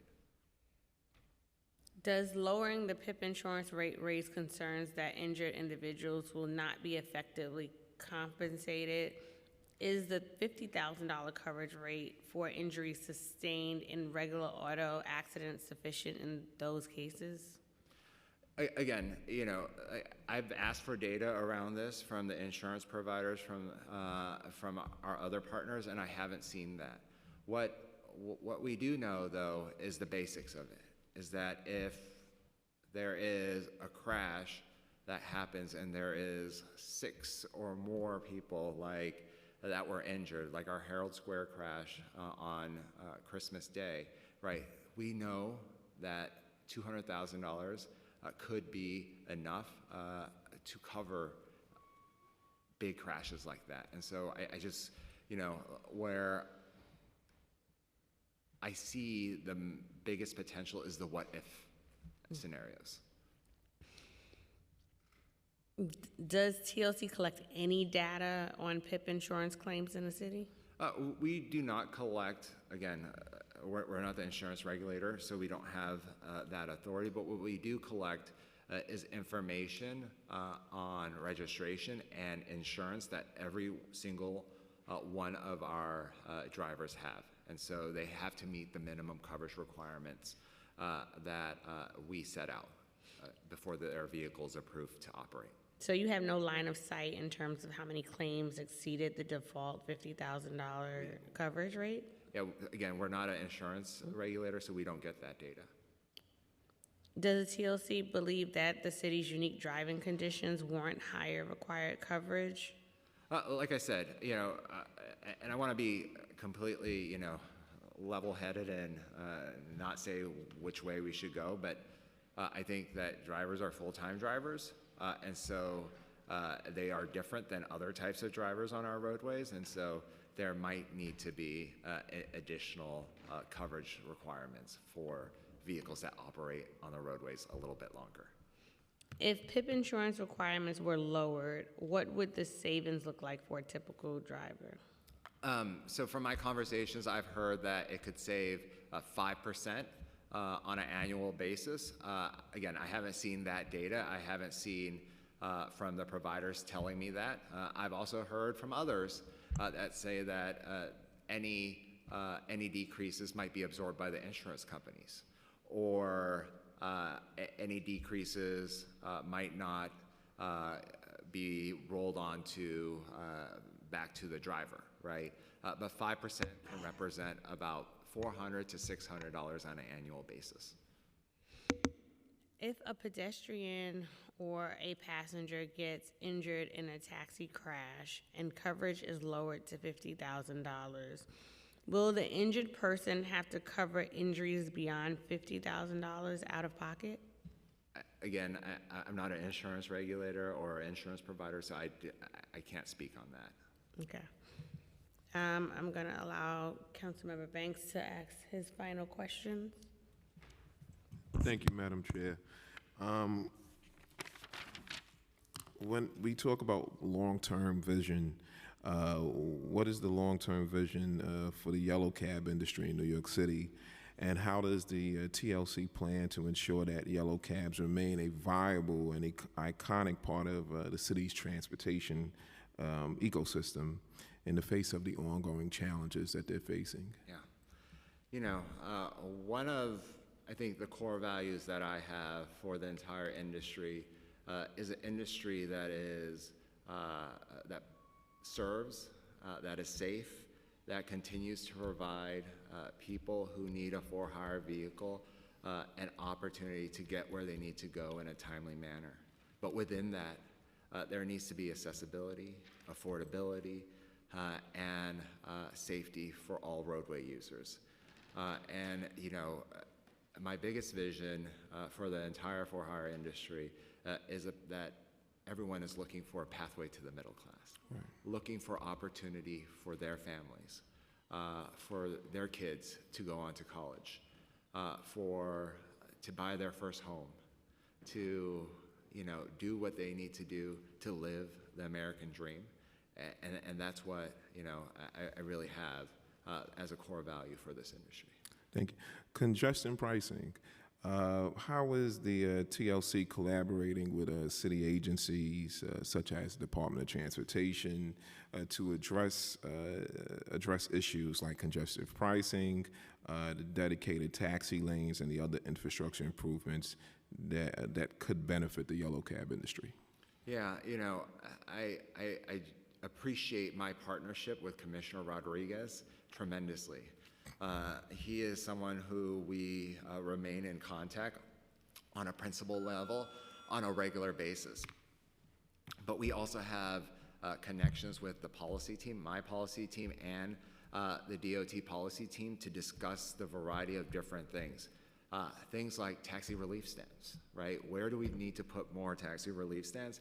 This has been a close partnership that I incredibly appreciate. On the MTA side, we also work with the MTA, Jano's office, to really ensure the smooth implementation of the congestion pricing. There have been small hiccups, right, of one or two drivers, but that is just an operational issue. Overall, the implementation has been, I would say, flawless. All right, thank you. And my last question, when it comes to regulatory reforms, are there any plans to revise the regulatory framework governing the yellow cab industry to make it more competitive in the current transportation landscape? For example, could medallion requirements be adjusted to reduce costs for the owners? Yeah, we're always working with our communities, including our advocacy community, to make sure that the yellow industry can continue their track to recovery, to stability, and to ensure its overall picture as the iconic yellow taxi of our city. Within the regulatory framework, we're always looking at how do we put on more innovations within the yellow industry. Last year, we made the FlexFare pilot permanent. We're looking within the technology system to ensure that we get more data on a regular basis so that we know where and when yellow taxis are operating, so that we can simply get a lost item, right? Simple like that, back to a passenger in a more efficient time frame. Or making sure that, that in the future there might be a more need for a taxi at a high volume event, be it at Madison Square Garden or one of our baseball stadiums, right? And to say, hey, there is high demand in a certain area of our city. And so, we have a sandbox that we're looking at a variety of different new ideas to ensure a more competitive for-hire industry for all New Yorkers. Well, thank you. Thank you, Madam Chair. Thank you. 2 questions on intro number 373. One, are drivers experiencing hardships that prevent them from retiring their vehicles? And I'm curious to know what that trend has been like. Yeah, for over a 3-year period of time, we looked at vehicle retirement extensions and approved over 90% of those extensions. And so, it has come a time when, we have to say, hey, COVID is behind us. There are new rules and regulations in place and a court order that is in place. But for some drivers, I have still provided VREs exceptions to, but that's just one. Those who own one medallion, owners with one medallion or less can have a one-time 6-month extension. But I cannot do any more extensions. And why I can't do that is because if I provide an extension for a non-wheelchair accessible vehicle, that means, right, that it's going to delay a wheelchair accessible vehicle into the future. And so I can't do that. And on the other side, that wheelchair accessible vehicles no longer have a vehicle retirement age. And so as long as a wheelchair accessible vehicle passes inspection, it can continue to operate in New York City. But let me provide a little bit more data on that, and I'll turn it over to Cheryl. Sure. Do you want me to break it down Sure. the last few years? During 2020, 689 applications were processed, 574 were granted. 2021, 809 were granted. 2022, 1,091 were granted. 2023, 1,301 were granted. 2024, 788 were granted. And since October, we changed the rule that it's only for an owner of one medallion for 6 months. So the numbers obviously have decreased. Thank you for that. And how many vehicles will be impacted by this proposed legislation?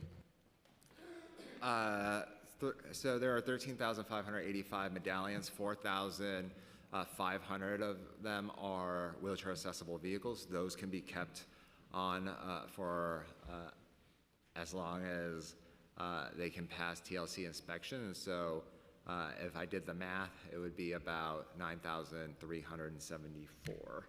I hope I did the math correctly. That might be, can get a vehicle retirement extension. Thank you. Thank you for your participation in today's hearing. We're going to move now to public testimony. Thank you so much, Council Member, and thank you for the opportunity.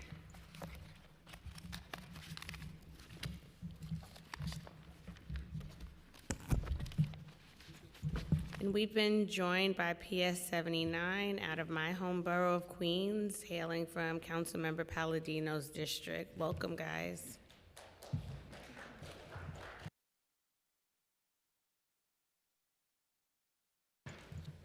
I now open the hearing for public testimony.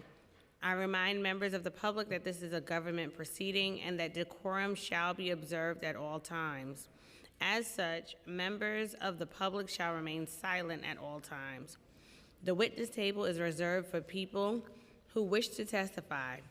No video recording or photography is allowed from the witness table. Further, members of the public may not present audio or video recordings as testimony, but may submit transcripts of such recordings to the Sergeant-at-Arms for inclusion in the hearing record. If you wish to speak at today's hearing, please fill out an appearance card with the Sergeant-at-Arms and wait to be recognized.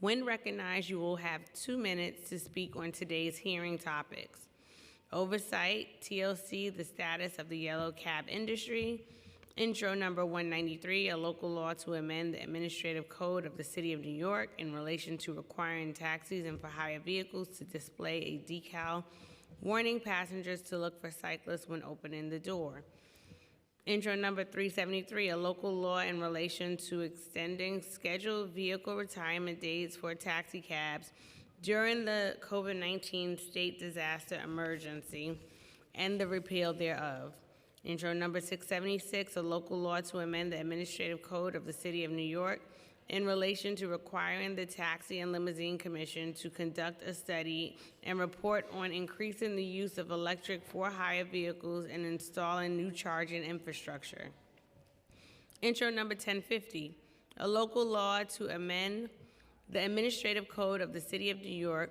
in relation to limiting the amount of liability coverage that the Taxi and Limousine Commission may require for vehicles it licenses; proposed Reso 80A, calling on the New York State Legislature to pass and the New York State Governor to sign legislation that would create a surcharge for hire vehicles that would go towards funding the expansion of wheelchair accessible and all electric FHVs.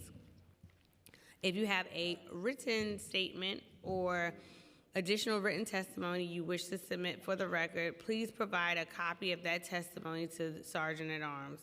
You may also email written testimony to testimony@council.nyc.gov within 72 hours of this hearing. Audio and video recordings will not be accepted. I will now call the first panel: Jean Ryan, Iman Ramori Doster, and Robert Acevedo.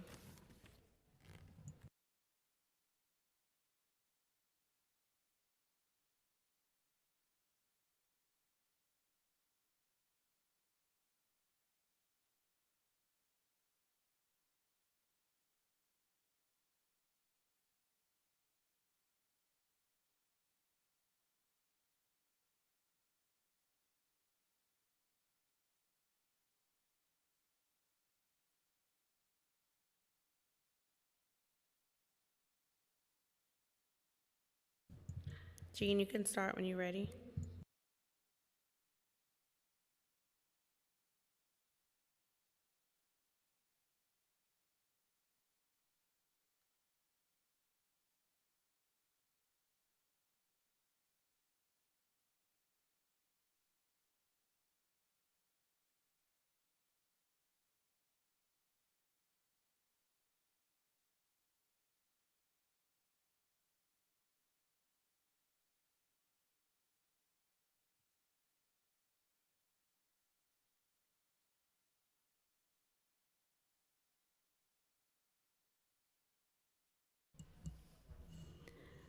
Hi, I'm Jean Ryan, President of Disabled in Action of Metropolitan New York, DIA for short.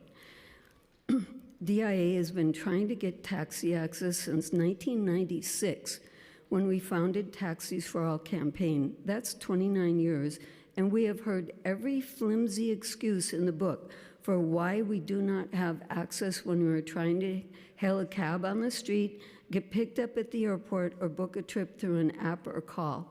Years ago, we tried to get a law for 100% taxi access with the City Council to no avail. It would not even go to committee, even though a large majority of council members endorsed it.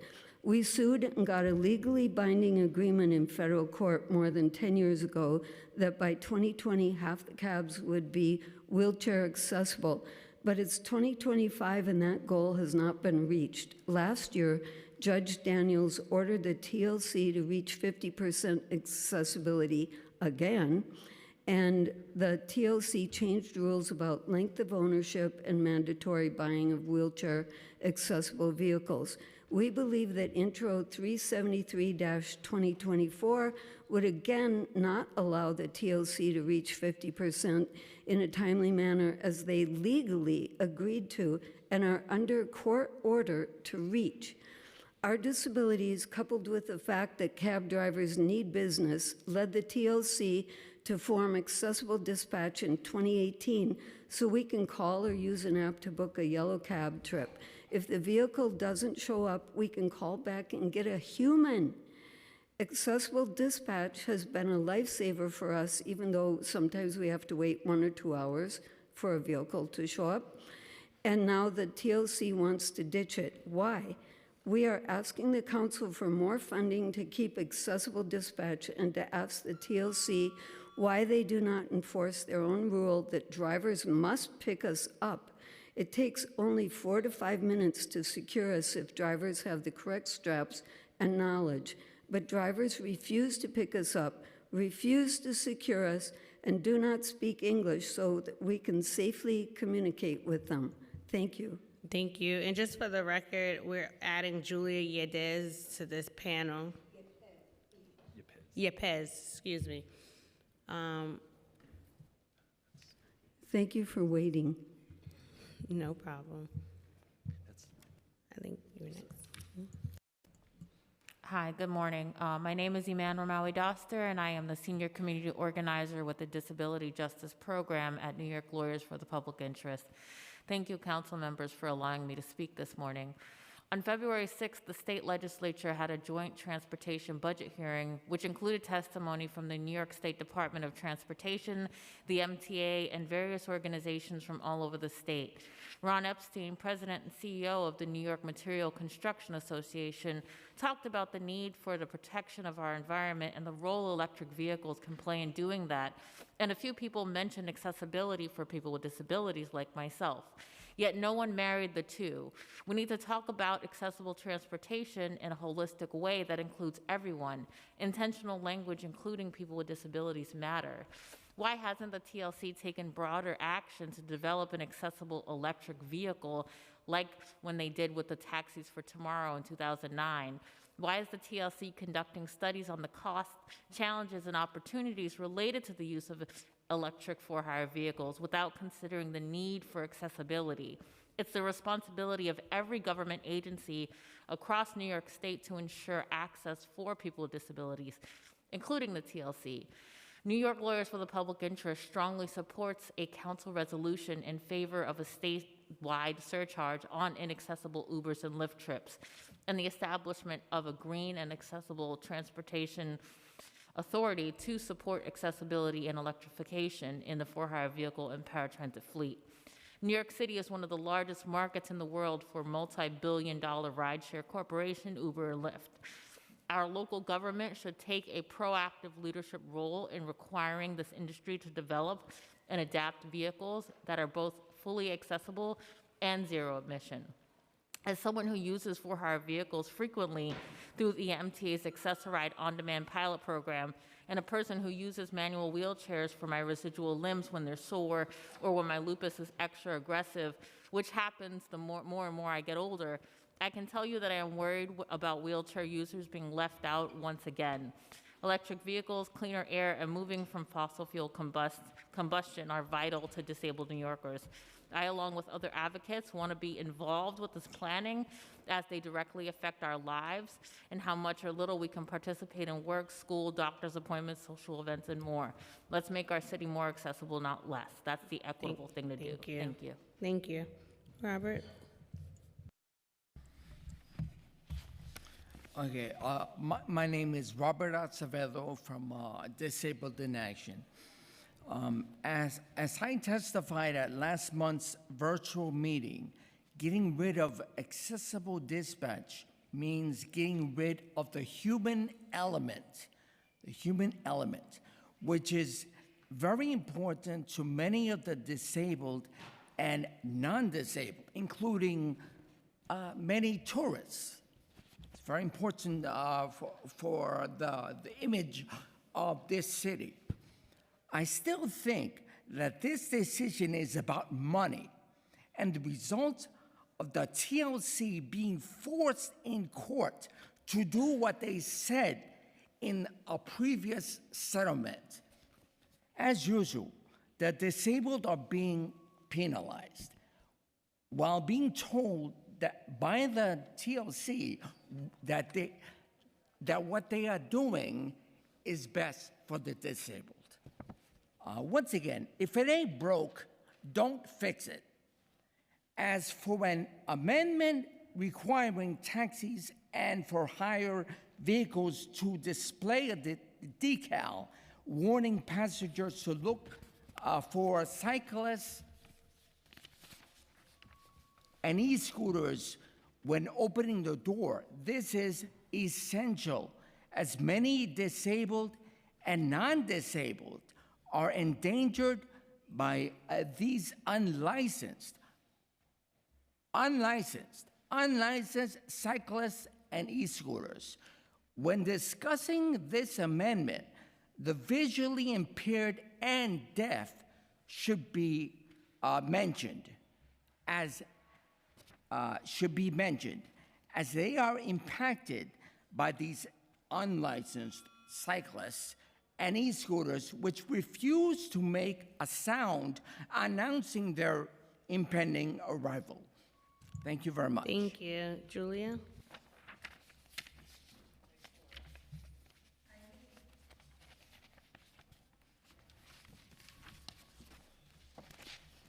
Thank you. I live in the Little Caribbean section of Brooklyn, an area which is almost impossible to find a taxi. Our area has driver-owned gypsy cars who don't cater to wheelchairs and non-accessible dollar vans. We can call Lyft or Uber, but many of these do not want to accept wheelchair passengers.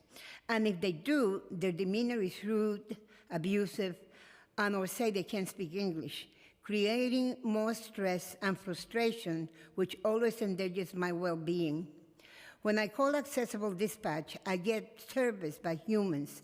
I can ask human-related questions from and about New Yorkers with disabilities.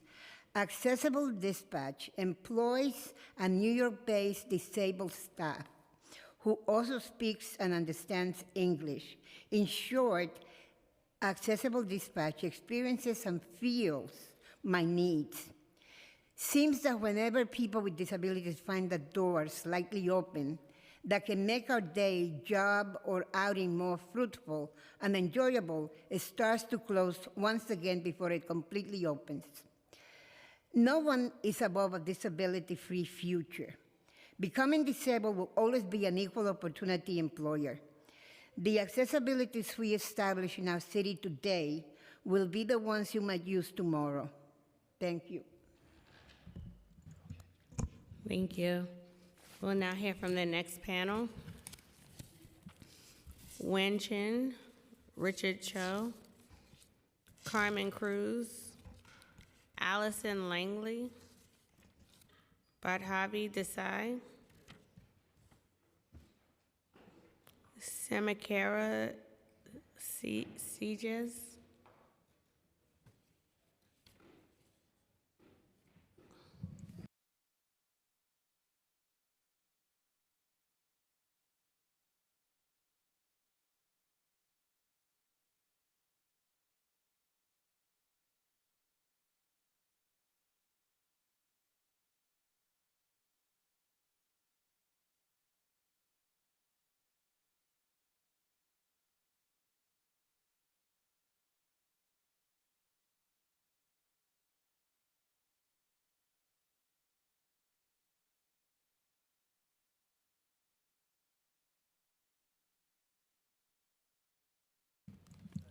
Whenever you're ready. Hi, my name is Wayne Chen. Good morning, everyone. For PIP coverage, I think we should remain 200,000 because I own a medallion owner driver. You know, we need that coverage because we don't have worker compensation. In case I need injury in my job, the insurance cover provide, coverage for me in case I injure in my job, I lost income. So we need to keep the 200,000 coverage. And also for the wave vehicle accessible, TSC should increase the funding for the TIF because the wave vehicle costs like 80,000 right now. And in 2008, it cost 50,000. The cost increased. So they had to increase the funding for the wave vehicle for the medallion, and from 14,000 to at least 30,000, And also for the medallion MRP program, my loan is not restructured yet because my bank refused to participate in the CD program, and our union looking for the new bank to buy out the loan. So the CD asked the CD and DSC to extend the program because the DSC chair said earlier, they said they ended on December last year. So the DSC and the CD should keep the program until all the medallion loan are restructured. We had maybe about 200 loans left for medallion because most of the medallion owners, they are restructured already, but few owners, they had the loan not restructured yet because the bank, they refused to participate in the MRP program. So I asked the CD and the DSC to continue the program until all the medallion loans are restructured. So we are getting close to restructuring, so please continue the program. Thank you so much.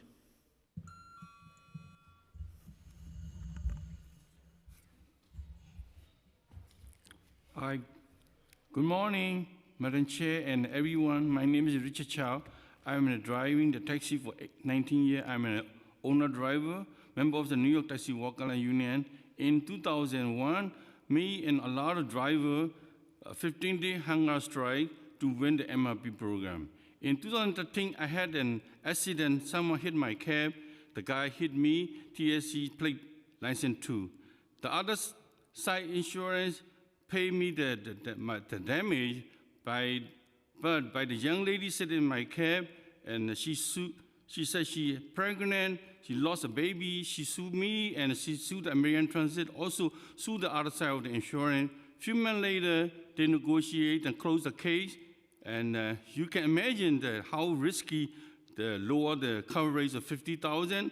If the serious big accident, I have to stay in the hospital for 1 to 2 weeks. I don't have a worker compensation. I cannot walk. I cannot pay the expensive hospital bill. I can't walk.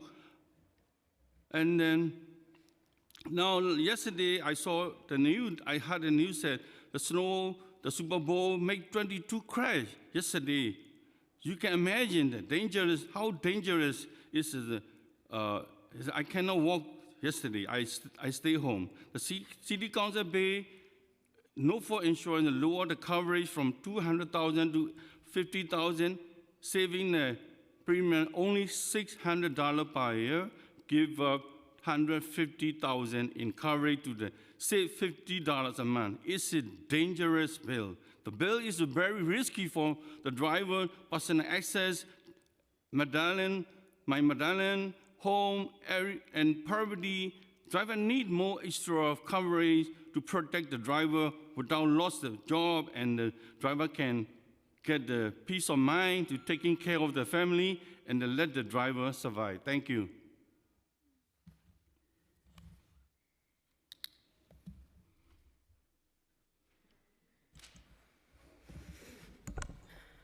Buenos días, mi nombre es Carmen Cruz. Soy miembro de New York Taxi Workers Alianza. Tengo más de 11 años trabajando para Uber y Lyft. She says, good morning, my name is Carmen Cruz. I'm a member of the New York Taxi Workers Alliance, and I have more than 11 years driving with Uber and Lyft. Para empezar, no estamos interesados en ahorrar $50 mensuales en cobertura, porque esto pondríamos en riesgo, perderíamos $150,000 Pondríamos en riesgo mucho por tan poco. So to start off, I'd like to make clear that we as drivers are not interested in saving $600 a year if it's going to put at risk. It's simply not worth it to save such small amount of money for such a great risk and such a large amount of coverage. $600 no es suficiente para todos los gastos que tenemos. $600 of savings is not nearly enough for all of the costs that we are experiencing. ¿Por qué no mejor deciden estas dos empresas, participan, se ponen de acuerdo en darnos un aumento de pago? Eso sería una solución para todos los conductores, lo justo para nosotros. A much better idea from the companies that are pushing these bills would be if these two companies would give us a pay raise to be able to pay for our expenses. Gracias. Thank you.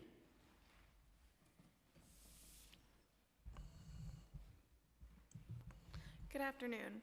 My name is Allison Langley. I'm a staff attorney with the New York Taxi Workers Alliance. I'm here to testify about Intro 373, a bill which would have provided for vehicle retirement extensions during the COVID-19 crisis. While the COVID-19 state of emergency has ended, the economic crisis facing yellow cab owners has not. Yellow cabs are doing just 55% of the trips per day that they were doing before COVID.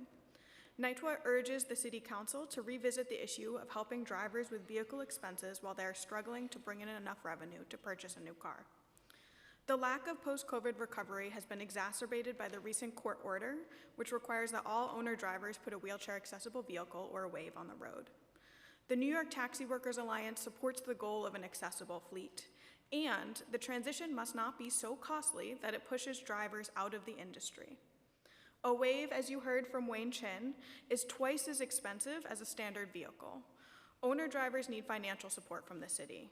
Otherwise, the court order will not result in increasing the number of accessible cabs on the street. It will simply reduce the overall number of cabs in operation overall.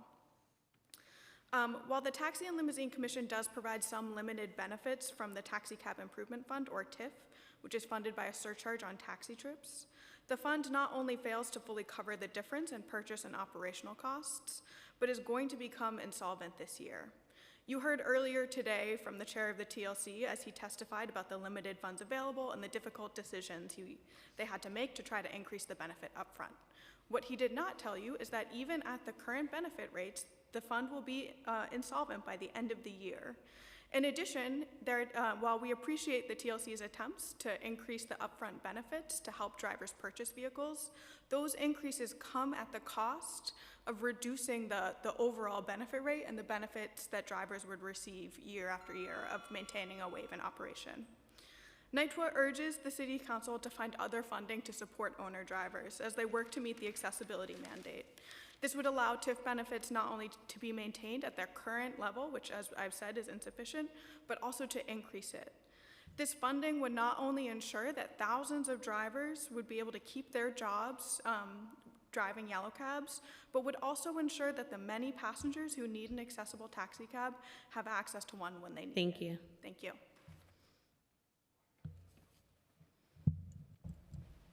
Good afternoon, Madam Chair, members of the council. My name is Baidavi Desai. I'm the executive director of the 28,000-member New York Taxi Workers Alliance.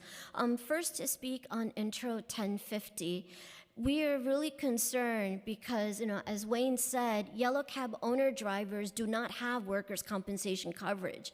And livery drivers only have workers' comp if the injury is a result of a crime or or it meets the statutory definition of grave injury. And so for livery drivers and yellow cab owner drivers, PIP, or no-fault insurance, it's a lifeline. It's critical. And we're talking about, instances of very serious injury. And as the commissioner testified earlier, compared to other insurances, it is the insurance that will deliver for you within a 30-day period. And as Carmen testified, telling drivers that they're going to save $400 to $600 a year if they give up this critical coverage, it's honestly such an insult. I mean, I think the real impetus for this bill is most likely that Uber and its paid-for coalition seems to believe that reducing this coverage is going to reduce the level of fraudulent claims. But there is no publicly available data. There's no scientific report from the Department of Financial Services, certainly not the TLC, certainly not the City Council itself, or even from an insurance company or a watchdog group that would substantiate this claim. So we're being asked to reduce coverage with no evidence that it's even going to impact the fraudulent claims that, that it's supposed to aim. So we have a lot of concern and really call for a pause on, moving forward on this bill. Thank you. And I think I'm missing someone up here. Samacera. Samacera. Okay. Thank you to this panel. Thank you. We'll now hear from the next panel. Freddie Goldstein, Jeff Berman, Peter Mazier, KJ Singh, Michael Ring.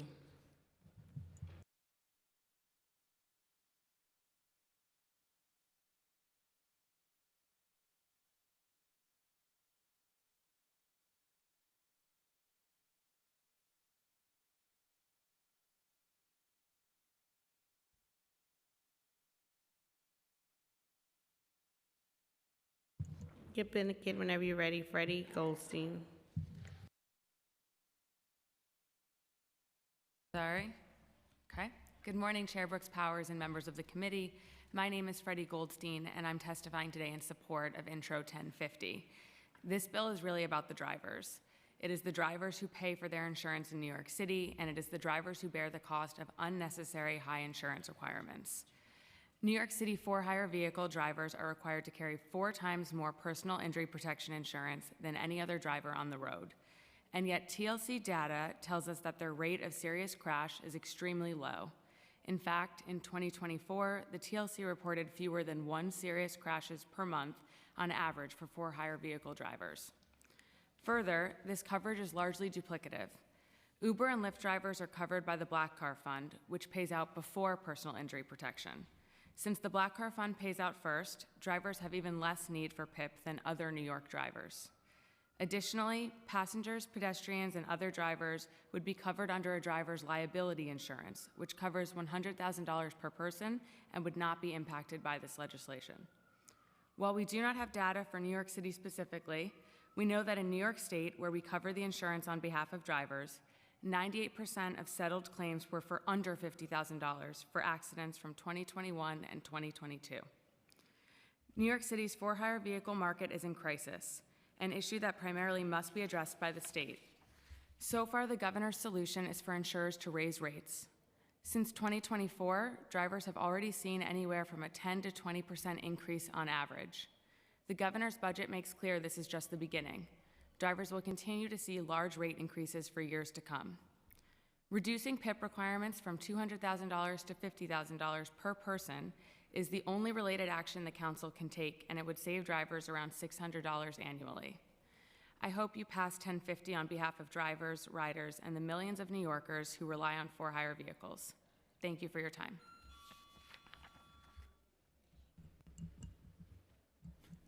Good morning, members of the committee. My name is Peter Mazer, and I am General Counsel to the Metropolitan Taxicab Board of Trade, a 72-year-old trade association representing owners and operators of licensed medallion taxicabs. Our full-service driver centers provided representation of drivers leasing cabs in more than 12,000 adjudications. The New York City medallion industry is an integral part of the city's mass transportation system. We service areas not reachable by bus and subway, yet we receive not a penny in government subsidy. In fact, each passenger riding a cab in the Central Business District of Manhattan already pays $3.75 of its fare to the MTA. That's more than the cost of a bus and subway ride. And while Ridership has been down in the industry, expenses have continued to increase, and today I want to address two areas where the City Council can be of help. Cabs and other vehicles for hire must maintain higher liability and no-fault insurance limits than other vehicles licensed in New York State. This is because of TLC regulations, which you've heard about already. However, these higher limits of insurance have been a magnet for fraud on the part of unscrupulous claimants, their medical providers, and unethical attorneys. The fraud is so rampant that it has jeopardized the stability of the for-hire insurance industry. The high cost of insurance premiums has been devastating to the taxi industry. Recently, both Uber and a major insurance carrier in the for-hire industry have filed separate lawsuits in federal court against some of these perpetrators.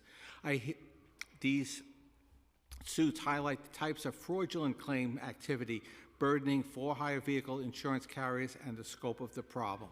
Lowering mandatory minimum insurance limits to those applicable to other vehicles, including for-hire vehicles elsewhere in the state, would discourage some of these fraudulent practices.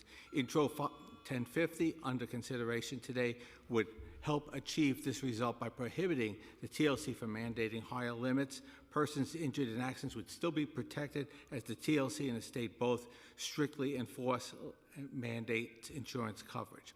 We urge the passage of Intro 1050. If I can just ask that you wrap up, please. Yeah, if I could just have one more minute, just to address the concern that we had with the high cost of accessible vehicles, which are up to $90,000 each, and the fact that the Taxi and Limousine Commission has provided some funding, but is eliminating a large amount of the funding that's available, including subsidies to drivers, continuing payments to owners, and deadhead money that was available to drivers who transport passengers with accessibilities, and the elimination of the Accessible Dispatch Program, which members of the Accessible community have already talked about. We urge the City Council to find some funding that could restore some of these cuts. Thank you. Thank you. And we ask that if folks have more testimony beyond the 2 minutes, you can definitely submit the remaining testimony in writing. I have yours, so I'll be able to read it with more intent. Thank you.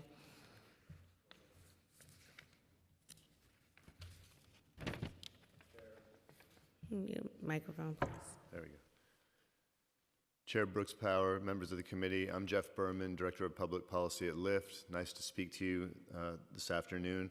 I'd also like to express my gratitude to Councilmember Carmen De La Rosa for her leadership in sponsoring this critical legislation. As you've heard, currently TLC drivers are required to carry $200,000 in PIP coverage, 4 times the amount for TNC drivers and personal call drivers throughout the rest of New York State. That's a requirement. There's nothing, if the coverage limit is lowered to $50,000, that would prevent somebody who feels they want more coverage from buying more. We're simply saying eliminate the requirement. The excess requirement places an undue financial burden on for-hire vehicle drivers, making it increasingly difficult for them to afford necessary insurance premiums. Lowering the PIP requirement to $50,000 would align TLC coverage with that of other rideshare drivers and personal vehicle owners, reducing costs for drivers while maintaining sufficient protection in 3 ways. It would reduce duplication of coverage. As you've heard, for-hire vehicle drivers in New York already receive benefits largely duplicative of PIP coverage through the Black Car Fund or through workers' compensation. It would combat insurance fraud. The high no-fault limits incentivize fraudulent claims, which drive up costs for insurers and in turn for drivers. Lowering the limits would help mitigate these abuses. And it would encourage market competition. The diminishing availability of commercial auto insurance in New York City poses a growing risk to the industry. Excessive insurance requirements discourage new carriers from entering the market, reducing competition and further increasing costs. A reduction in PIP requirements would help stabilize the market and create more affordable insurance for drivers.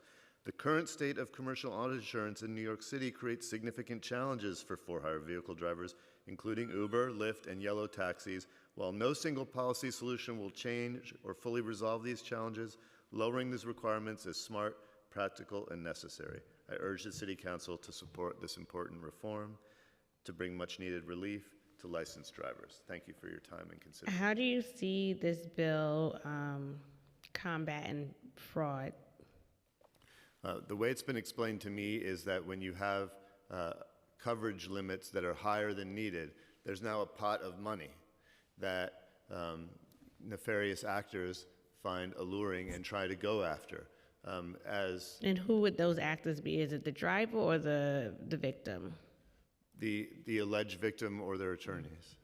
Now, in the instance where, as the commissioner used the example earlier in terms of the Times Square crash, and there were about 6 victims in that crash that no one anticipated happening, do you think that $50,000 would cover the 6 victims sufficiently? First of all, there's the Black Car Fund, which covers, which provides significant coverage for death or bodily injury. So The Black Car Fund insurance covers what exactly? I don't want to speak out of turn, but what I know is that there's a $100,000 driver death benefit. There's illness insurance. There's lost wages But for insurance. the passenger or a pedestrian that is involved in a crash, does that insurance fund cover them? I can answer this. Please. The Black Car Fund is specific to the driver, so it would not cover injured passengers or pedestrians, but the liability insurance would. So there's $100,000 per person available from that pot of insurance. And I just want to clarify that with the PIP reduction, the $50,000 would be available per person. It wouldn't be expected to cover all 6 through one $50,000 pot. Which is fine, but if there's a severe injury, and I think back to Commissioner Curry, the commissioner for the mayor's office for people with disabilities, and her injuries that were sustained from a crash within a FHB, actually, those were long and enduring impacts that she received through that crash. And so the doctor's visits well exceeded $50,000.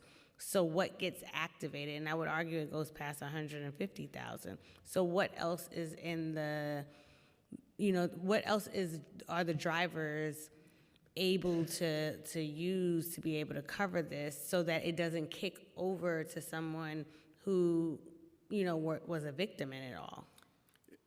If I could, in other states, including the rest of New York State, if somebody's injured and passes away, a passenger or a pedestrian, the cost to their life and their medical injuries is no different than in New York City, or certainly not 4 times much as so. And so I think the problem here is if you're requiring people to buy a level of insurance that only applies to the outlier case and requiring the other 90-some% of people to purchase excessive coverage. And if I may add one thing to this mix, the $200,000 coverage in PIP is not available to pedestrians. It's only available to passengers, to motorists and other vehicles. Pedestrians are limited to $50,000 in PIP coverage. Thank you for that clarification, even though I am focused on all, but thank you for that clarification. Does liability insurance cover riders and pedestrians when the driver is not at fault?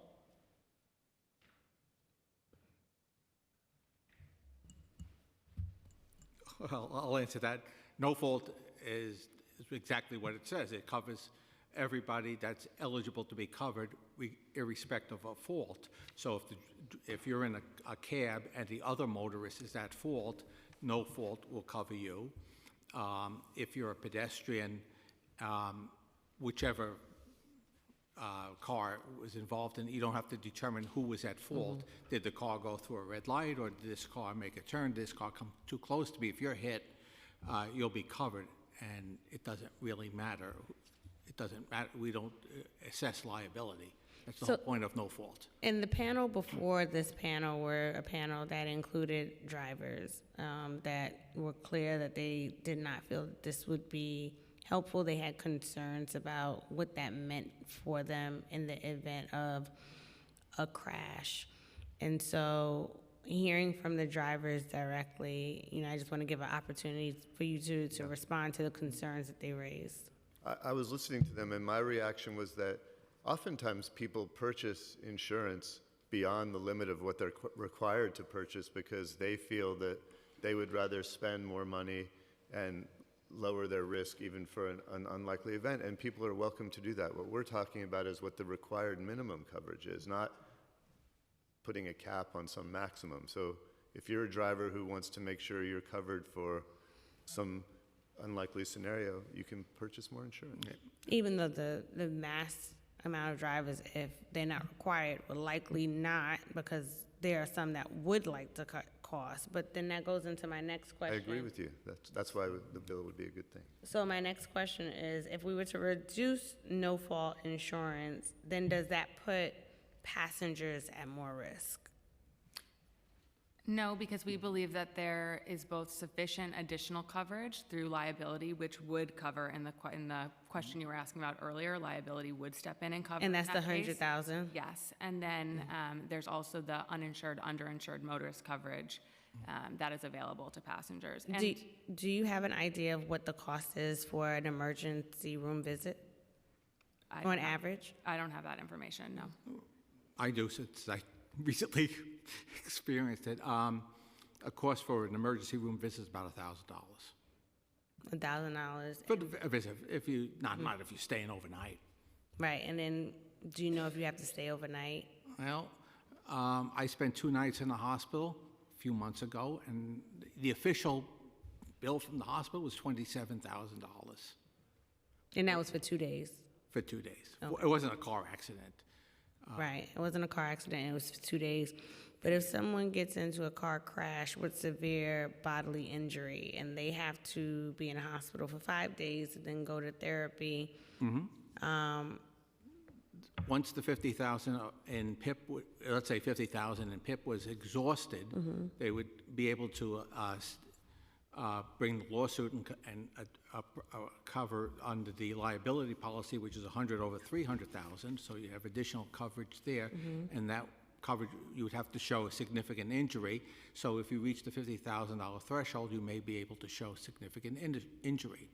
So that liability insurance is still available, but there you would have to depend on fault. So then you would have to bring the action against the person who is at fault, as opposed to no fault coverage, which only covers out-of-pocket medical expenses. It covers physical therapy. There is some money for lost wages. It's intended to provide a base level of coverage irrespective of fault. Before, in New York, many years ago, did not have no fault, and every time you were involved in an automobile accident, you brought a lawsuit, and the lawsuit would determine, the purpose of the lawsuit was to determine who was at fault, and the party that was at fault would wind up paying through their insurance carrier. No fault was supposed to create a system where we did not have the difficulty of assessing fault, and everybody would have a certain amount of coverage, 50,000 across the board. Now, if you got hit by a UPS truck, you'd have the same no-fault coverage. If you had the misfortune of being in an accident in a taxi cab in Yonkers as opposed to the Bronx, the coverage would be $50,000.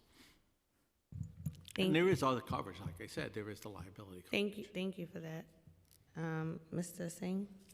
Hello, my name is KJ Singh. I'm President and Chief Operating Officer of Maya Assurance Company. We are one of the few remaining insurance carriers providing liability insurance for the for-hire vehicle. Can you move the mic closer to you, please? We started about 20 years ago in a small office in New York City with no desk office or employees, and we provided insurance liability for the for-hire vehicle. It was 100% of our book of business, and we successfully have tried to do that. However, with the difficulty with the no-fault abuse, it has become very difficult. So approximately 5 years ago, we had decided to make the difficult decision to pull out of New York City for-hire vehicle insurance industry. The reason being, it was the no-fault abuse that was getting us. So the solutions for a policy limit and or regulation adjustment, I believe, do need to be discussed at the same time. Unfortunately, the hardworking taxi drivers are targeted for their insurance policies. They are specifically targeted with stage accidents for the passengers. The drivers themselves do have protection, and they do need protection because they are targeted. The abuse starts at the claim level of the passengers. So the decision or the discussion to have a reduction in policy limit is to limit the no-fault abuse. If the no-fault abuse was curtailed, minimum limits could be an option, 100, 300 could be an option, or even the bigger policy limits could be an option for protection of the drivers, the passengers, the public, and the community, because that's what insurance does. I'm not here to, I'll be honest with you, as an insurance carrier, policy limits are easy. It's an acceptable decision we make to write. Would 2550 make it easier for other carriers to enter? I believe so. For our specific example, I'm on my 10th life of my 9 lives right now with conversations with DFS, so I don't know if that's going to be beneficial with an increase or decrease in limits right now. The targeted no-fault abuse is the issue. Thank you. And you had Thank previous you. no-fault questions. I can more than happy to answer some of those if you have any. Thank you, Mr. Singh. Michael Ring. Hi, my name is Michael Ring. I'm Vice President of Disabled in Action. Disabled in Action is one of the organizations that was the plaintiff in the lawsuit that got 50% of the yellow taxis to be accessible. And that's great. But the big problem is that the drivers have no incentive to stop and pick someone up who's using a wheelchair. If they know what they're doing, it's gonna take 3 to 5 minutes to secure a wheelchair, and they don't get any extra money for that 5 minutes in, 5 minutes out. But many of them claim they don't know how to secure a wheelchair, and I hear that so many times when I travel with my friends that use wheelchairs that I believe them. Their training is insufficient. I'm not sure if they've been taught how to secure a wheelchair. They often don't have the equipment in the back of their car to do it. They don't think someone needs to wear a seatbelt if their wheelchair is secured, but they can pop right out of the wheelchair if they stop fast. It's very dangerous. So there needs to be some more incentives to get the drivers to stop for people that use wheelchairs. Accessible dispatch is the answer for that. The drivers that sign up for that will be told that their passenger is using a wheelchair and they should get some extra money to make that trip and pick someone up in a wheelchair. And accessible dispatch shouldn't be replaced by app-based services, because I don't know if anyone's ever tried to communicate with Uber. You get an AI robot helping you, and that's not helpful if you need someone who lives in New York and understands New York like accessible dispatch does. That's all I had to say. But sitting on this panel, 2 years ago, I was in my Uber was totaled. I was fine. We were on North Conduit Boulevard. Now I understand why half a dozen people threw their lawyers' business cards at me. And I didn't sue anyone, but now it all makes sense to me. Thank you so much. Thank you to the panel. Next, we're gonna go online. We will hear first from Matt Doss, followed by Eric McClure.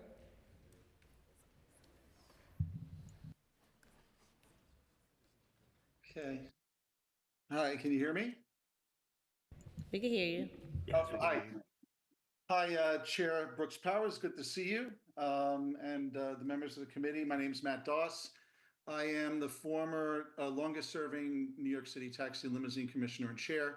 I also was the General Counsel of the TLC at the time that these rules involving 1050s, Intro 1050, were passed. I'm now Transportation Technology Chair at the City University of New York at City College, where we have a research center that's USDOT funded, doing research on this very issue. So I'm here today to give you a little bit of a short preview on where we stand with our study that I've shared with not only you, but also the bill sponsor, Councilmember De La Rosa, and Councilmember Farias. I've been talking about the methodology, and I heard there were some questions earlier on the panel. I didn't watch all the testimony, but as to whether we have an objective study or anybody looking at this, the answer is yes. The UTRC has all of the region's top scholars from all of the universities that have transportation programs, and we are putting the finishing touches on a report which should be out specifically on reforms, root causes, and steps forward and recommendations for trying to solve and alleviate the insurance crisis in New York City specifically. We have the methodology includes looking at data. It looks at, we've been in touch with all types of stakeholders in the industry, and we're reaching out to more to get their perspectives and information. This is an incredibly complex issue. I was the general counsel. I wasn't the decision maker, but I drafted the rules along with Mr. Mazur, who testified earlier as my deputy at the time. We passed these rules along with the liabilities as part of the 1998 reforms. And just a bit of history, there was a lot of controversy surrounding them. There was a taxi strike. I think the Taxi Workers Alliance was actually formed at that time along with Your time has expired. Thank you. Can I just have 1 second to wrap up, please? If you could, please. Yes, we will have our comments on our recommendations out, and I would encourage you to read them. But one of the ones that we're looking at now is, and I can share with you, is that we definitely support Intro 1050 because this is a recommendation that is one part of the problem. It's a judgment call. You know, it's not going to solve the problem completely, but is a step in the right direction. And we've had 25 years of inaction, and we have an insurance crisis that needs to be solved. There's a lot of misinformation, which I'll try to, I'm going to submit written comments responding that I hope you will read before the deadline is up. There's a lot of misinformation that has been shared here today. Reg 68 and a lot of the laws that are in place and all the different forms of compensation, including private compensation for private health insurance, is available for people.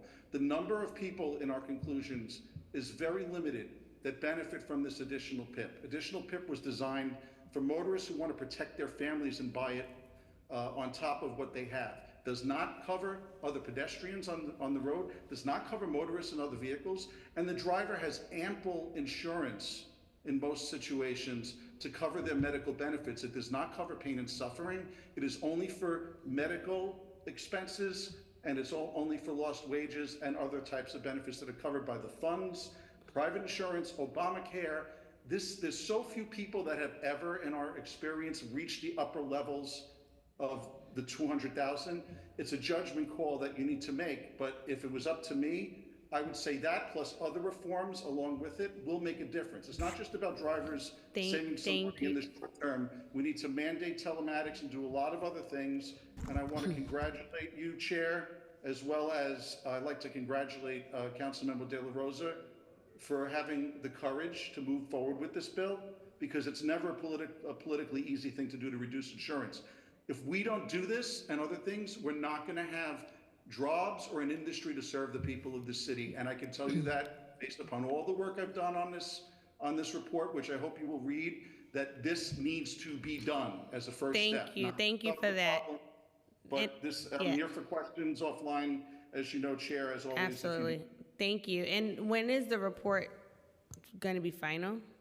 We're going to have it out within 2 weeks. We just have some more stakeholders. We're getting information, but one of the recommendations among others is to support this bill as it is. Reduce it, and let's study it, and let's see what happens, and then have an open mind in a couple of years. Fraud is rampant, but that's not the only reason for this. There are just few people that are benefiting from this. It's not, it's a judgment call. Are there a few people that might not have coverage? Yes. Thank you. So we'll connect with you. We'll connect with you offline to talk about this further. Okay. Next, we'll hear from Eric McClure, followed by Andrew Greenblatt. Starting time.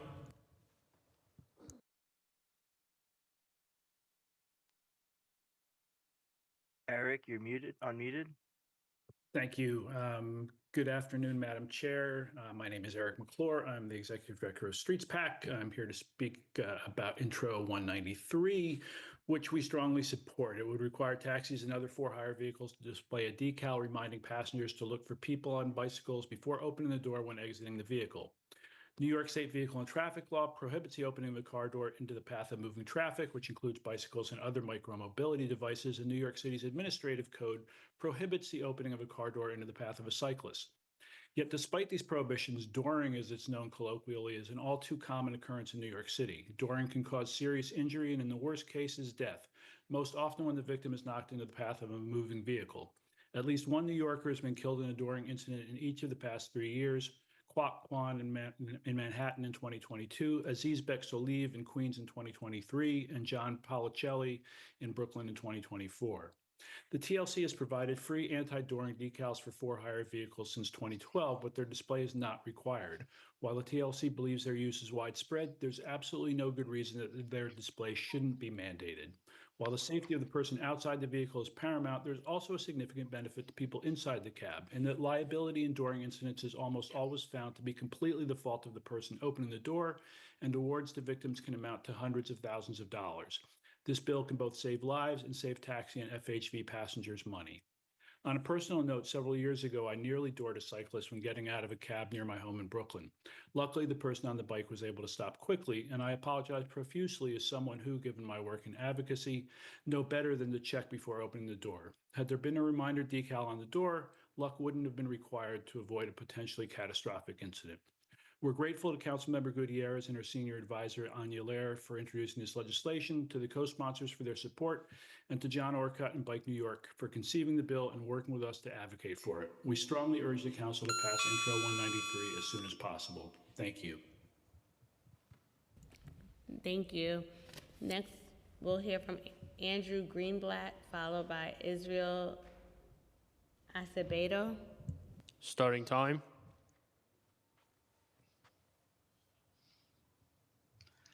Hi, good afternoon, Chair Brooks Powers and members of the committee. I am Andrew Greenblatt, the Policy Director of the Independent Drivers Guild, or IDG, and today I'll be testifying regarding Intro 1050. Behind me are a number of drivers who've been affected by the PIP law and are here to let you know that they too support 1050.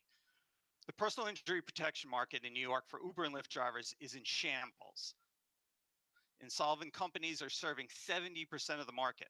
Rates are rocketing up and the state is moving to raise them even faster. Drivers face higher rates if someone hits them or if their passenger opens the door into a bike lane. If God forbid that happens twice in 6 months, that driver is unable to get insurance and is therefore out of work. Imagine if someone spilled coffee on you in the office and suddenly you got a pay cut. Then someone else knocks over some papers from your desk and now you're fired. That's the life of a driver under the insane no-fault regime.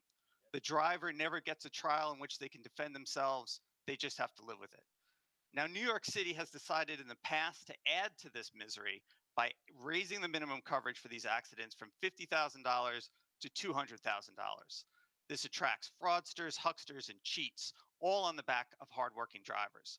While this bill doesn't abolish the system, it at least gets New York City out of the business of further immiserating these drivers. The IDG supports this bill and thanks Councilmember De La Rosa for her advocacy and urges the committee to move Intro 1050 along to full passage by the City Council quickly. I would.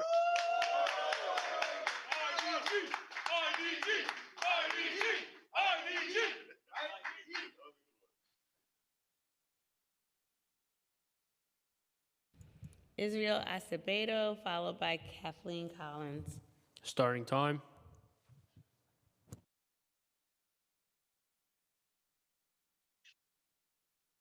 You're unmuted, Israel. Can you see me? Yes, we can. Yes. Okay. Good morning, Chair Brooks Powers and the Committee on Transportation and Infrastructure. I have been an owner-operator driving the same for-hire vehicle for the last 8 years, and my TLC and DMV license are both clean. In 2021 and 2022, I was paying $301 in liability insurance. In 2023, I was paying $334. In 2024, I was paying $387, and now for 2025, I'm being told it will be $410.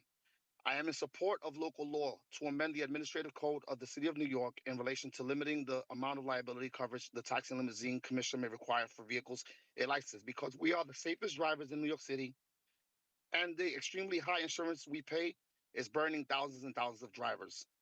On January 17, 2025, I sent an email to American Transit, and I was expressing the same thing I just expressed to you guys. And I was asking them why my insurance rates keep increasing when my TLC license is clean and my DMV license is clean. I never received a response from them, okay? I have also shared my email to American Transit with Councilmember De La Rosa, okay, in support of this bill. Thank you for allowing me to testify. Thank you. Next, we'll hear from Kathleen Collins, followed by Roberti Gray. Starting time. Good morning. My name is Kathleen Collins, and I'm a disabled New Yorker. I've been disabled all my life and lived in New York all my life. With respect to INT 0373-2024, I submit that it violates the Taxis for All agreement that we made with the city many years ago, as well as a federal court order. We have waited much too long to even have 50% of taxi cabs in operation on the street wheelchair accessible. If the City Council passes this proposed bill, it will be sending the wrong message. That is, people with disabilities do not count. Please reject 373-2024. This is a civil rights issue. With respect to INT 0676-2024, we submit that this bill needs to be amended to also require that such a study and report include how we can have electric wheelchair accessible for hire vehicles, as well as charging infrastructure available for vehicles, including motorized wheelchairs in New York City. Additionally, with respect to Resolution 0080-2024, we submit that this resolution needs to be amended to require that all future for-hire vehicles that are electric also be accessible. Finally, we would like to see this committee support a bill that would require the Taxi and Limousine Commission to continue the accessible dispatch program as it presently operates. It's not broken, so what needs to be fixed? With respect to that, we also submit that the City Council needs to provide sufficient funds separate from the Taxi Improvement Fund to pay for this very important program, that is the Accessible Dispatch Program, because it works. Thank you for your time and for listening to us today. Thank you, Kathleen. Next, we'll hear from Roberti Gray, followed by Raul Rivera. Starting time. Good afternoon. May it please the council, my name is Robert Gray. I am an attorney. I have spent the past 37 years representing injured workers, including many medallion taxi drivers and for-hire vehicle drivers, as well as various passengers, pedestrians, bicyclists, and others who were injured in vehicular accidents in the city of New York. It's regrettable that the council has not gotten a whole lot of accurate information about what covers who and when in the context of a motor vehicle accident in the city of New York. The no-fault law protects passengers, pedestrians, livery cab drivers who are generally not covered by workers' compensation, medallion owner-operators, and in the event of a medallion driver or a black car driver who has a controverted or a contested workers' compensation case or a disallowed case, it also covers them. What does not cover black car drivers and medallion drivers is no fault if they're injured while performing a covered service. That's the role of workers' compensation, either from Hereford or from the Black Car Fund. So the Black Car Fund coverage, to the extent it was pointed to today, does not duplicate or overlap no-fault coverage. They're two entirely separate animals. The other thing that's not really relevant to this conversation is liability insurance, which was pointed to by some of the witnesses as a meaningful alternative to no-fault. Liability insurance is a meaningful alternative to no-fault if you don't mind waiting 3 or 4 or 5 years with no wage loss payments and no medical coverage before you get some money to pay those bills. I am in complete agreement with the Taxi and Limousine Commission. Time has expired. If you want to just finish your sentence, I felt like you were mid-sentence. That for-hire vehicles require better coverage than typical citizens, because the typical citizen is driving to and from someplace, whereas a taxi or a for-hire vehicle is in constant operation. And I also completely agree with the TLC that eliminating the additional $150,000 in no-fault coverage does not mean that drivers are going to save a nickel. What's more likely to happen is simply shrinkflation, where the same premium gets charged for lower coverage. And lastly, with regard to American Transit being $700 million insolvent, as TLC pointed out, that's not something that occurred overnight. That's a result of American Transit's poor claim decisions and overall poor decisions over decades, and it should not be bailed out by removing insurance coverage for folks who need it. Thank you. And the last thing I'll just point out based I'm on my sorry, if you experience- could just submit the remainder in writing, I'd appreciate it. Thank you. Thank you. Next, we will hear from Raul Rivera, followed by Christopher Leon Johnson. Starting time. Good afternoon. My name is Raul Rivera. I'm a TLC driver and a TLC driver advocate. We want to share this testimony with Commissioner David Doe. I had a meeting with him in 2022. We want to remind him that the TLC driver is not a gig worker. It's disrespectful to call him a gig worker. He is not a gig worker. We are small business owners. Also, Intro 1050, I'm against it. We want to know who's supporting this bill. Is anybody that's supporting this bill, are they receiving money from Uber? We see that IDG is supporting 1050 and they're funded by Uber. So we say no to 1050. We have to be careful who is pushing this bill. When it comes to Intro 193, Intro 193, I am for it, but you have to be careful that the stickers are not being sold. That's what happens with these stickers. They're supposed to be free, are being sold, and many of the garages and fleet companies, they have people there that are not trustworthy, and they're selling these stickers. It's happened to me in the past. And we also want to make a note that we reached out to your office, Chair, for a meeting. I don't know if you want to meet with us. If you don't want to meet with us, we appreciate a response, even if it's a no. Did you complete the form that was sent to you by my scheduler? We did. Okay, We I'll sent follow up. Thank you. 4 emails. Thank you so much. Christopher Leon Johnson. Starting time. He's not on the Zoom right now.